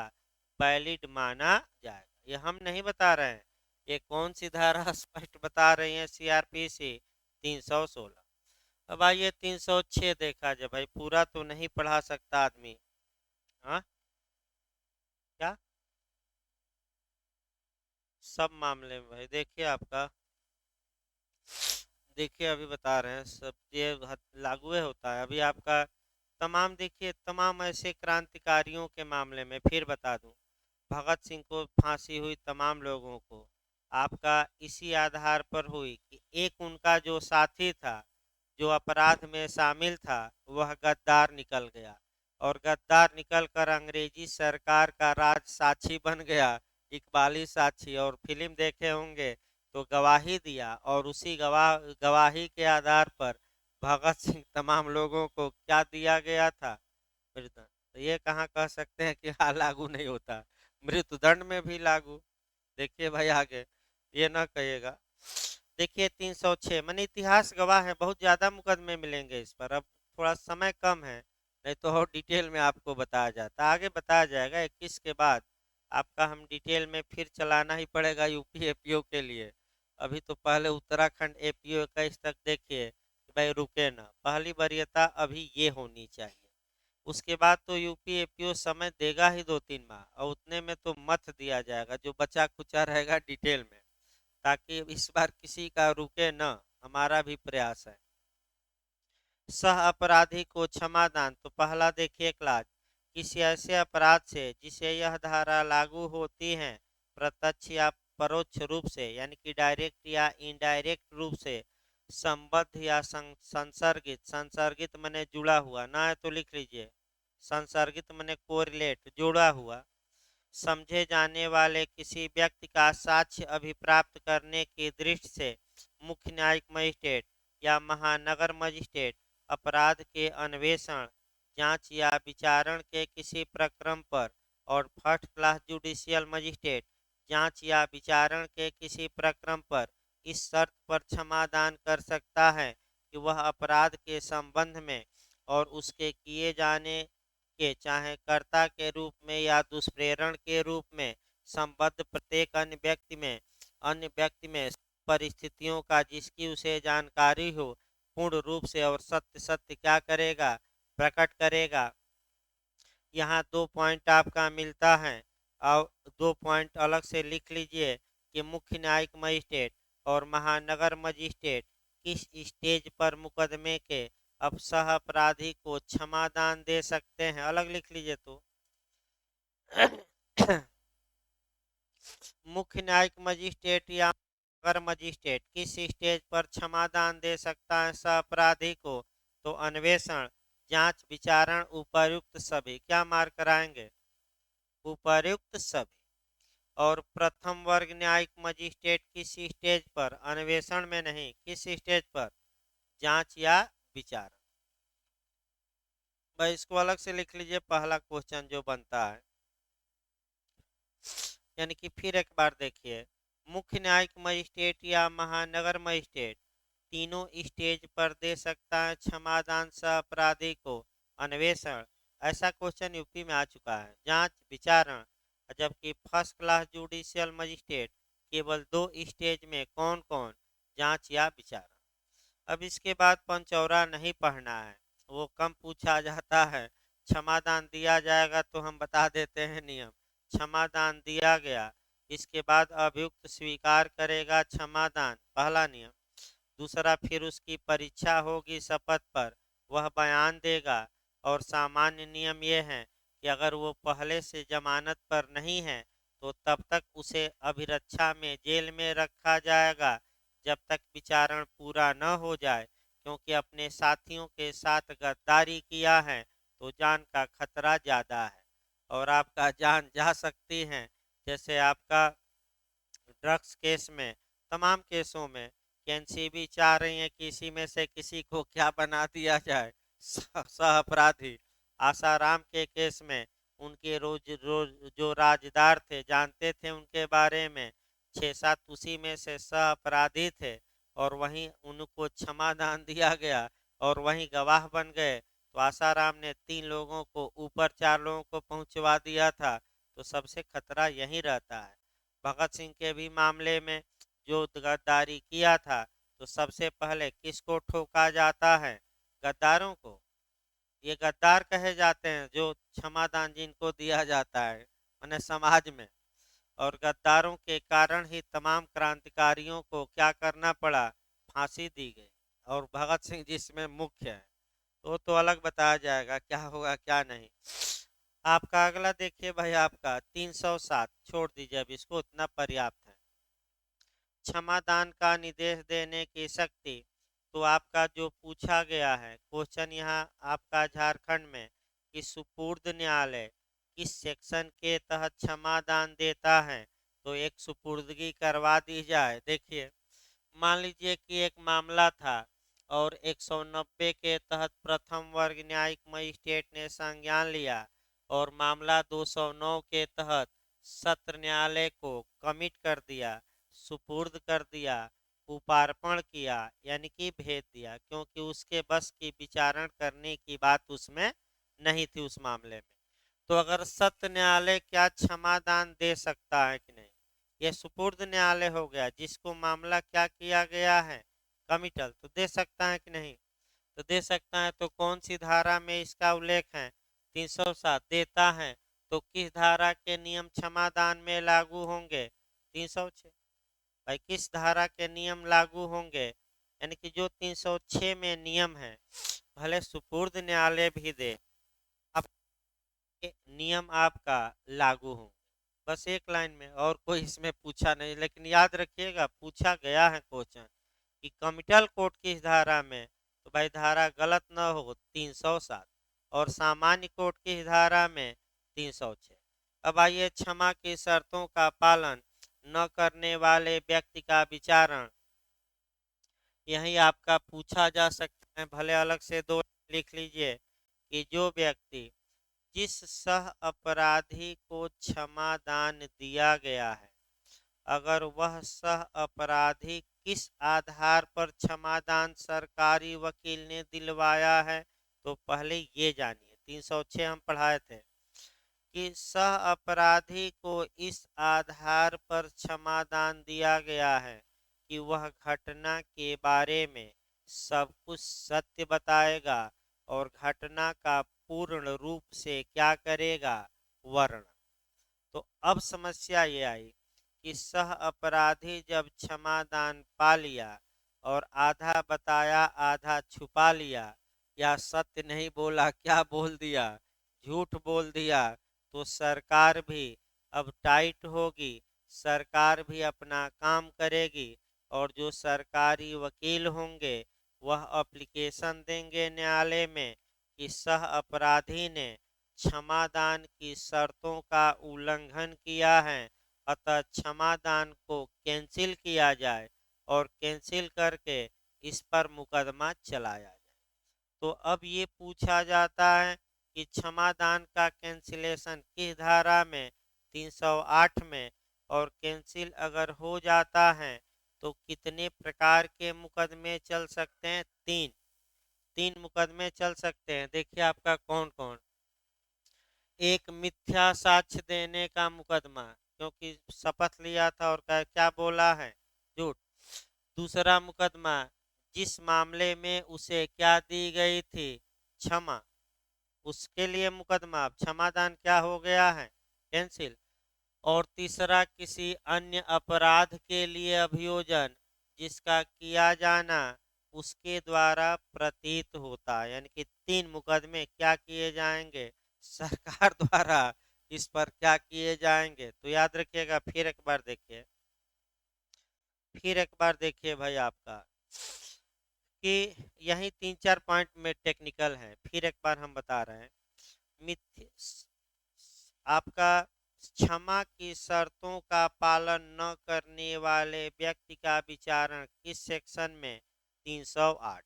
पहला क्वेश्चन आपका, अगर क्षमा की शर्तों का पालन नहीं किया है तो कितने मुकदमे चल सकते हैं। अब क्षमादान को कैंसिल करा के 3, कौन कौन, याद रखिएगा। तो एक तो मिथ्या साक्ष्य देना, दूसरा कौन सा मुकदमा, जिसके लिए क्या प्रदान की गई थी, क्षमादान, क्योंकि क्षमादान अब क्या हो चुका है, कैंसिल। और तीसरा कौन सा मुकदमा, तो कोई अन्य मुकदमा जिसका किया जाना एविडेंस द्वारा, उसके द्वारा प्रतीत होता है, यानी कि साक्ष्य द्वारा ये प्रतीत होता है कि जिसको क्षमादान दिया गया था कोई अन्य अपराध भी किया था। लेकिन ऐसे अभियुक्त का जो विचारण होगा, ऐसे सह अपराधी का जो विचारण होगा, वह अन्य सह अपराधियों के साथ नहीं होगा, बल्कि क्या होगा, सेपरेट होगा। ये भी महत्वपूर्ण है कि ऐसे व्यक्ति का ट्रायल संयुक्त होगा कि अब पृथक होगा। सतर्क रहना है, पृथक होगा। और मिथ्या साक्ष्य देने के लिए विचारण तभी होगा जब हाई कोर्ट क्या कर दे, इसके लिए आपका मंजूरी दे दे। ये भी महत्वपूर्ण है। मिथ्या साक्ष्य देने के लिए मुकदमा ऐसे व्यक्ति पर तब चलेगा जब कौन मंजूरी दे दे, हाई कोर्ट। फिर एक बार देखिए, जो मुख्य मुख्य बातें हैं वो तो अलग बात है कि अपना, अब लेकिन मुख्य बात यही है कि अगर किसी सह अपराधी को क्षमादान दिया गया तो क्षमादान कैंसिल भी हो सकता है। कैंसिल करके उस पर मुकदमा चलाया जा सकता है। कौन सा सेक्शन, पहले तो याद रखिए 308। तो बताइए कब क्षमादान कैंसिल कराया जाएगा, जब सब कुछ सत्य सत्य और पूर्ण रूप से बता दिया कि नहीं बताया, नहीं बताया, तो लोक अभियोजक एप्लीकेशन देंगे कि क्षमादान कैंसिल कराया जाए। लेकिन अभियुक्त सह अपराधी कह सकता है कि जो मैं जानता हूँ सब कुछ बता दिया हूँ, मैं क्षमादान की शर्तों का जरा भी उल्लंघन नहीं किया हूँ। अब न्यायालय डिसाइड करेगा। अगर क्षमादान की शर्तों का उल्लंघन नहीं किया है तो कोई मुकदमा नहीं, और किया है अगर न्यायालय मान ले तो कितने मुकदमे अधिकतम चल सकते हैं, एक साथ 3। और तीनों बता दिया गया। अन्य अभियुक्तों के साथ ज्वाइंट ट्रायल चलेगा कि सेपरेट, सेपरेट। एक पॉइंट याद रखिए, मिथ्या साक्ष्य देने के लिए मुकदमा किसकी पूर्व मंजूरी से चलेगा, तो किसकी पूर्व मंजूरी से ही चल सकेगा, हाई कोर्ट। इतना याद रखिए केवल प्री के लिए।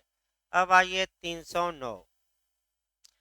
309 से भी एक क्वेश्चन आपका बनता है कार्यवाही को मुलतवी या स्थगित करने की शक्ति। यहाँ भी भाई क्वेश्चन बनता है 309 से। आपका जो क्वेश्चन बनता है कि एक बार जब देखिए, इसको लिख लीजिए पहले तो, स्पीडी ट्रायल या स्पीडी इंक्वायरी, 309 का क्लाज 1 लिखिए उसको। त्वरित या शीघ्र, हिंद भाई अलग से लिखिए उसको, एक जगह एकत्र करना है। त्वरित या शीघ्र या तेजी से, हिंदी में, या इंग्लिश में स्पीडी ट्रायल एंड इंक्वायरी, विचारण और जांच। स्पीडी ट्रायल एंड इंक्वायरी या विचारण और जांच का प्रावधान कहाँ किया गया है, तो आपका पहला जवाब क्या होगा 309। और क्लाज वाइज पूछ ले तो 1। कौन सी 1 मारेंगे? हाँ, 309 का कौन सा क्लाज? 1। अगर क्लाज वाइज पूछे तब। दूसरा इसको कोरिलेट कर लिए पहले। आपका इसमें जो कोरिलेट करना है, आपका 2-3 क्वेश्चन कोरिलेट करना है। स्पीडी इन्वेस्टिगेशन आ जाए तो आप मारिएगा 173 का क्लाज 1 लिखिए। त्वरित अन्वेषण या शीघ्र अन्वेषण, त्वरित अन्वेषण या स्पीडी इन्वेस्टिगेशन 173 का क्लाज 1 सीआरपीसी में चल रहा है। इसके बाद आपका सिविल मामलों का स्पीडी ट्रायल, तो इसको लिख लीजिए सीपीसी का आदेश 17, सीपीसी का आदेश 17 स्पीडी ट्रायल। एक जगह सब एकत्र करिए, स्पीडी ट्रायल इस लिख लिए सीपीसी का आदेश 17। इसके बाद कॉन्स्टिट्यूशन में आता है और हुसैन आरा खातून वर्सेज बिहार राज्य स्पीडी ट्रायल एक फंडामेंटल राइट है। किस आर्टिकल में? 21। केस लिख लीजिए हुसैन आरा खातून बनाम बिहार राज्य।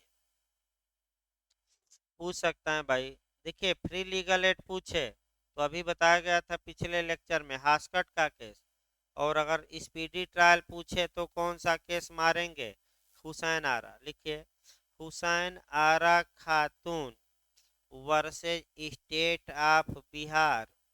इसमें स्पीडी ट्रायल को बताया गया कि त्वरित या शीघ्र विचारण अभियुक्त का एक फंडामेंटल राइट है, मौलिक या मूल अधिकार है, और किस आर्टिकल में समाहित है? 21 में। उसको लिख लीजिए किस आर्टिकल में समाहित है? 21। फिर दो केस देखिए हल्का सा ही अंतर है। हास्कट का है तो क्या मार कर आएंगे? Free legal aid. और अगर स्पीडी ट्रायल पूछे तो देखिए स्पीडी ट्रायल होता क्या है, पहले बिना बेरेक्ट समझिए। इधर की धाराएं थोड़ा कठिन है, मैं फिर बता दूं टेक्निकल है, इसीलिए समय भी ले रही है। आप देख ही रहे हैं अब तक कई धारा निपट गई रहती, लेकिन इधर की धाराएं आपका रोक देती हैं फ्लो। फिर भी हम प्रयास कर रहे हैं पढ़ाने का स्पीडी ट्रायल में। तो फिर एक बार देखिए स्पीडी ट्रायल का मतलब ये हुआ कि जब एक बार गवाहों की या साक्षियों का एग्जामिनेशन या परीक्षा शुरू हो जाती है तो वह डेली बाय डेली चलेगी, दिन प्रतिदिन चलेगी, जब तक कि न्यायालय कारण दिखाकर उसे मुलतवी या स्थगित न कर दे। यानी कि एक बार जब कोई गवाह आया, उसकी परीक्षा गवाहों की स्टार्ट हो गई, तो डेली बाय डेली गवाहों की क्या होगी? परीक्षा। लेकिन न्यायालय कारण दर्शाकर आपका अगली डेट डाल सकता है, और जैसे ही लेकिन लगा तो यही लेकिन ज़्यादा प्रयोग होता है। और देख ही रहे हैं कि डेट पर डेट, डेट पर डेट, डेट पर डेट क्या होता है न्यायालय में, पढ़ता रहता है। कभी कोई नहीं आया तो कभी अभियुक्त बीमार पड़ गया, कभी वकील साहब बीमार पड़ गए, तो कभी कुछ हो गया, और मामला 20 साल 30 साल खिंच जाता है। और कानून कहता है कि कैसा ट्रायल होना चाहिए? स्पीडी। स्पीडी ट्रायल इसी को कहते हैं। अब आपका आया कि कार्यवाही को मुलतवी या स्थगित करना। तो स्थगित करना मतलब कि आपका कुछ समय के लिए रोक देना या सस्पेंड कर देना, मुलतवी का मतलब। अब बेरेक्ट देखिए एक दो और टेक्निकल क्वेश्चन आएंगे खंड वाइज, इसमें पढ़ना ही होगा भाई। देखिए प्रत्येक जांच या विचारण में कार्यवाहियां सभी हाजिर साक्षियों की परीक्षा हो जाने तक दिन प्रतिदिन जारी रखी जाएंगी, जब तक कि ऐसे कारणों से जो लेखबद्ध किए जाएंगे न्यायालय अगले दिन से परे स्थगित करना आवश्यक न समझे। तो वही है कि कारण दिखा के क्या करिए? रोक दीजिए। अब आपका इसका प्रोविजो बहुत महत्वपूर्ण है 309 का। बताया भी गया था कि दुराचार के मामले में, हाँ भाई देखिए इसमें सेक्शन आपका ये जो बता रहे थे कि 354 इत्यादि वो नहीं है, सेक्शन लिखा गया जो आप पूछ रहे थे कि 376, 376 A, 376 A B, 376 B, 376 C, 376 D, 376 D A, 376 D B, इतनी ही धारा लिखी गई, मैंने दुराचार की धारा, इसमें और कोई 509 इत्यादि धारा नहीं है के अधीन अपराध हैं।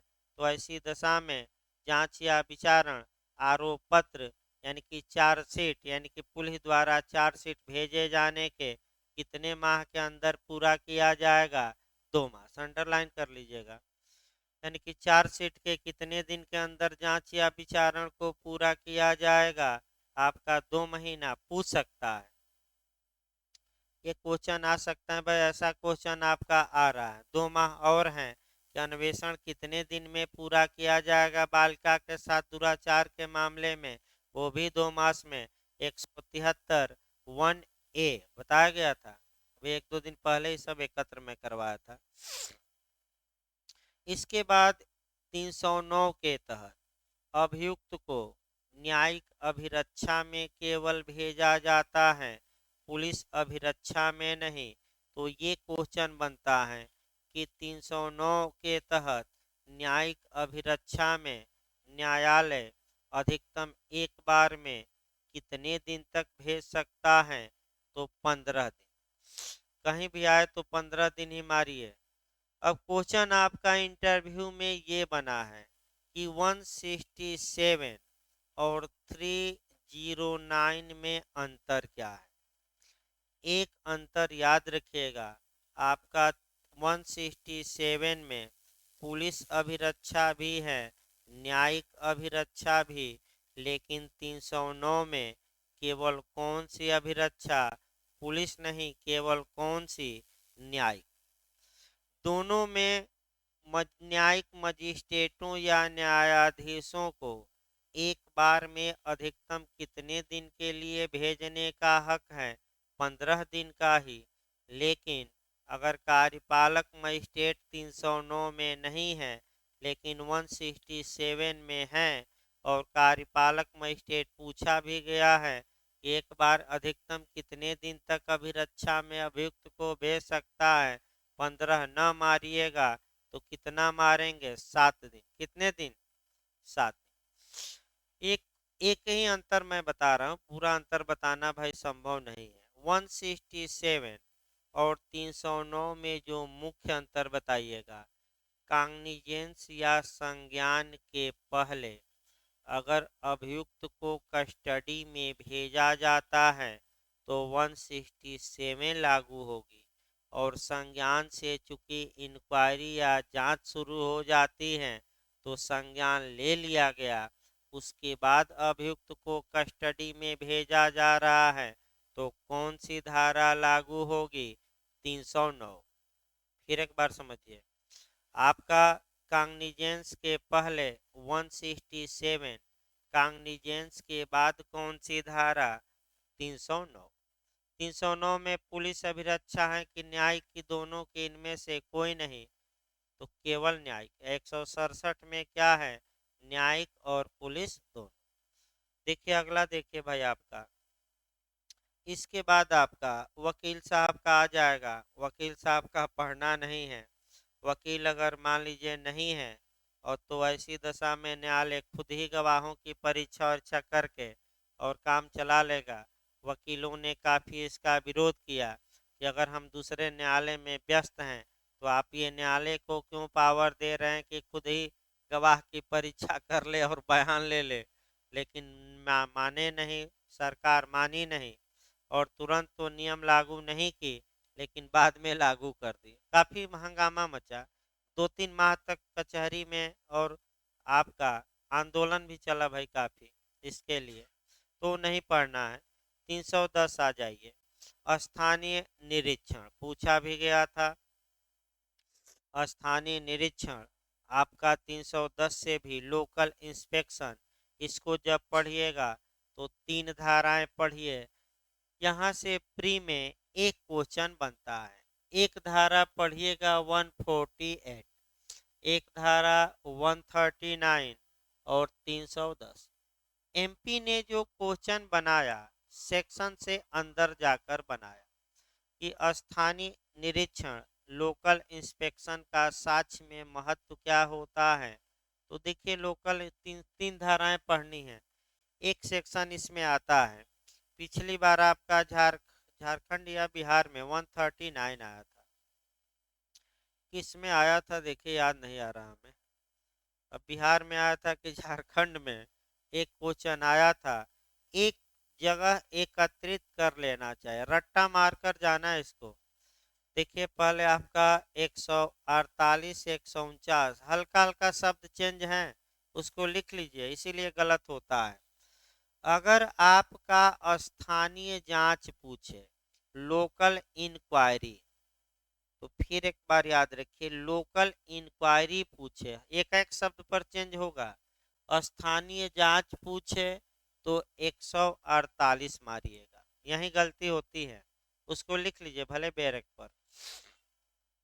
अगर आपका स्थानीय जांच पूछता है, लोकल इंक्वायरी पूछती है, तो आपका 148 मारना है। कौन कर सकता है? कार्यपालक मजिस्ट्रेट। दूसरा, अगर स्थानीय अन्वेषण पूछे, लोकल इन्वेस्टिगेशन पूछे, उसको लिख लीजिए अन्वेषण। स्थानीय अन्वेषण पूछे तो मारना है आपका 139। स्थानीय अन्वेषण में यही पूछ मार कर आ गए थे 148। स्थानीय अन्वेषण किस धारा में, और हम लोग मार कर आए थे स्थानीय जांच, यही गलती होगी। फिर हम बता रहे हैं स्थानीय जांच किस धारा में 148, स्थानीय अन्वेषण किस धारा में 139, और स्थानीय निरीक्षण लोकल इंस्पेक्शन किस धारा में 310। अब 310 को देखिए, फिल्मों में आप देखे होंगे कि जज साहब या मजिस्ट्रेट साहब घटना स्थल पर खुद पहुंच जाते हैं और खुद पहुंचकर घटना स्थल का क्या करते हैं? निरीक्षण। तो क्या मजिस्ट्रेट या न्यायाधीश को ये शक्ति कानूनन है कि नहीं कि वह स्वयं अब परिस्थितियों को अपनी आंखों से देख सके कि कैसे घटना घटित होगी, तो घटना स्थल पर जाकर इंस्पेक्शन कर सकते हैं कि नहीं? कर सकते हैं। कौन सी धारा? 310। फिल्मों में ज़्यादा होता है, व्यवहार में जल्दी कभी नहीं होता, लेकिन पावर है। अब एमपी ने थोड़ा अंदर से ही क्वेश्चन बनाया कि जो आपका लोकल इंस्पेक्शन होगा उसका एविडेंस में क्या महत्व होगा, यानी कि घटना स्थल पर जाकर मजिस्ट्रेट या न्यायाधीश ने जो आपका मैंने देखे हैं अपनी आंखों से चीजें, उसका साक्ष्य में क्या महत्व होगा। तो बस एक लाइन आपका जो बेयर एक्ट की भाषा कहेगा वही मारिएगा, और आपका कह सकते हैं कि और कुछ न मारिएगा। तो बेयर एक्ट की भाषा क्या कहती है? देखिए, कोई न्यायाधीश या मजिस्ट्रेट किसी जांच विचारण या अन्य कार्यवाही के किसी प्रक्रम में पक्षकारों को उचित सूचना देने के पश्चात किसी स्थान में जिसमें अपराध का किया जाना अभिकथित है या किसी अन्य स्थान में जा सकता है, उसका निरीक्षण कर सकता है, जिसके बारे में उसकी राय है कि उसका अवलोकन ऐसी जांच या विचारण में दिए गए साक्ष्य का उचित विवेचन करने के प्रयोजन से आवश्यक है। तो ऐसी दशा में अब आपका पूछा ये जाता है, देखिए ध्यान से, सारवान साक्ष्य होगा कि संपोषक कि न्यायालय हेल्प ले सकता है। तो आपका सहायता लिख लीजिए अलग से। आपका न्यायालय अपना निष्कर्ष निकालने में क्या ले सकता है? हेल्प। इसी आधार पर सजा नहीं दे सकता किसी को, माने अन्य साक्ष्य मौजूद हैं और हमने भी जो देखा वही है, तो हेल्प ले सकता है कि हमने तो खुद भी इसको देखा था। तो सहायता हेल्पिंग नेचर का मारिएगा, उसको अंडरलाइन करिए, सहायता ले सकता है। इसके बाद आइए 311, आवश्यक साक्षी को समन करने या उपस्थित व्यक्ति की परीक्षा करने की शक्ति।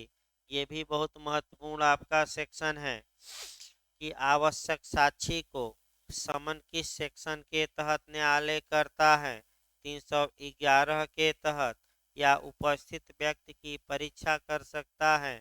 ये भी इनहेरेंट पावर में ही आएगा, बहुत महत्वपूर्ण है। लेकिन देखिए आपका, मान लीजिए कोई व्यक्ति है और उसे न तो अभियोजन ने गवाह बनाया है न अभियुक्त ने, और न्यायालय ये देखता है कि जो रिकॉर्ड पर साक्ष्य मौजूद हैं इसके अनुसार तो यह व्यक्ति कुछ न कुछ घटना के बारे में महत्वपूर्ण बातें जानता है, तो भाई गवाह न बुलाया हो, न्यायालय स्वयं उस व्यक्ति को गवाह के रूप में क्या कर सकता है, तलब। भाई कौन बुला सकता है? तो क्या न्यायालय स्वयं किसी गवाह को बुला सकता है कि नहीं? बुला सकता है। किस धारा में? 311। बस एक लाइन, 311A पिछली बार यूपीजे में आई थी, इसको भी याद रखना है।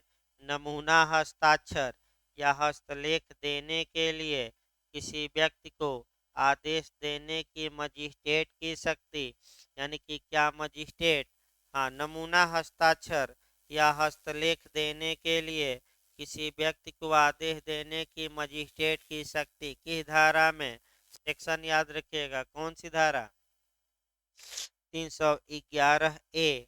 आपका मजिस्ट्रेट आदेश है कि नमूना हस्ताक्षर दो, या तुम क्या करो आपका, या हेड राइटिंग 1-2 पेज लिख कर दो, या साइन करो, या अंगूठा चिन्ह दो। अंगूठा चिन्ह तो नहीं है ना, देखिए आपका नमूना हस्ताक्षर, हाँ, नमूना हस्ताक्षर और हेड राइटिंग दो ही है। मजिस्ट्रेट आदेश दे सकता है कि नहीं? दे सकता है, लेकिन कब दिया जाएगा? जब ऐसा व्यक्ति गिरफ्तार हो गया हो। बिना गिरफ्तारी के नहीं, गिरफ्तार हो गया हो तो कहा जाएगा कि क्या दो, क्योंकि तमाम ऐसी चीजें हैं जहां भाई हेड राइटिंग मिलाई जाती है, साइन मिलाई जाती है, साइन मैच करती हैं कि नहीं, तमाम है। इसके लिए एविडेंस की धारा 45, तमाम धाराएं हैं, अब उतना संभव नहीं है बताना, बहुत लंबा चल जाएगा, तो ये अंडरलाइन कर लीजिएगा, हेडिंग पूछी जाती है। इसके बाद 312 छोड़ दीजिएगा। 313, अभियुक्त की परीक्षा करने की शक्ति, ये भी नेचुरल जस्टिस का पालन ही किया गया है। इसको कल बताया जाएगा भाई, क्योंकि बहुत ज़्यादा हो जाएगा, वो भी एक खतरा है। पढ़ाने को तो एक दिन में आदमी खत्म कर दे। 316 कल बताया जाएगा ना, बस एक लाइन है कि सह अपराधी को अगर क्षमादान दिया जाता है, फिर एक बार देखिए, 316 तो कल बताया ही जाएगा, लेकिन सह अपराधी को अगर क्षमादान दिया जाता है और उसे धमकी दी जाती है, वचन दिया जाता है, उकसाया जाता है कि तुम अपना अपराध क्या करो, सब कुछ सही है। हाँ, बस एक लाइन, यानी कि 24 जो सेक्शन एविडेंस का है उसका अपवाद 306, 307 है। बस एक लाइन कल बता देंगे, हम फिर कोरिलेट कर देंगे। तो पहले कल आईपीसी चलेगा भाई, आईपीसी भी अब खींचा जाए, सीआरपीसी तो ज़्यादा खींच गई है, क्योंकि इधर हो जाएगा तो फिर आपका, तो कल पहले सीआरपीसी का 463 से पढ़ कर आइए, प्रयास करेंगे कि 400 इधर जितना हो सके अधिक से अधिक खींचा जाए, मैंने 2 दिन में 511 तक पहुंचा दिया जाए।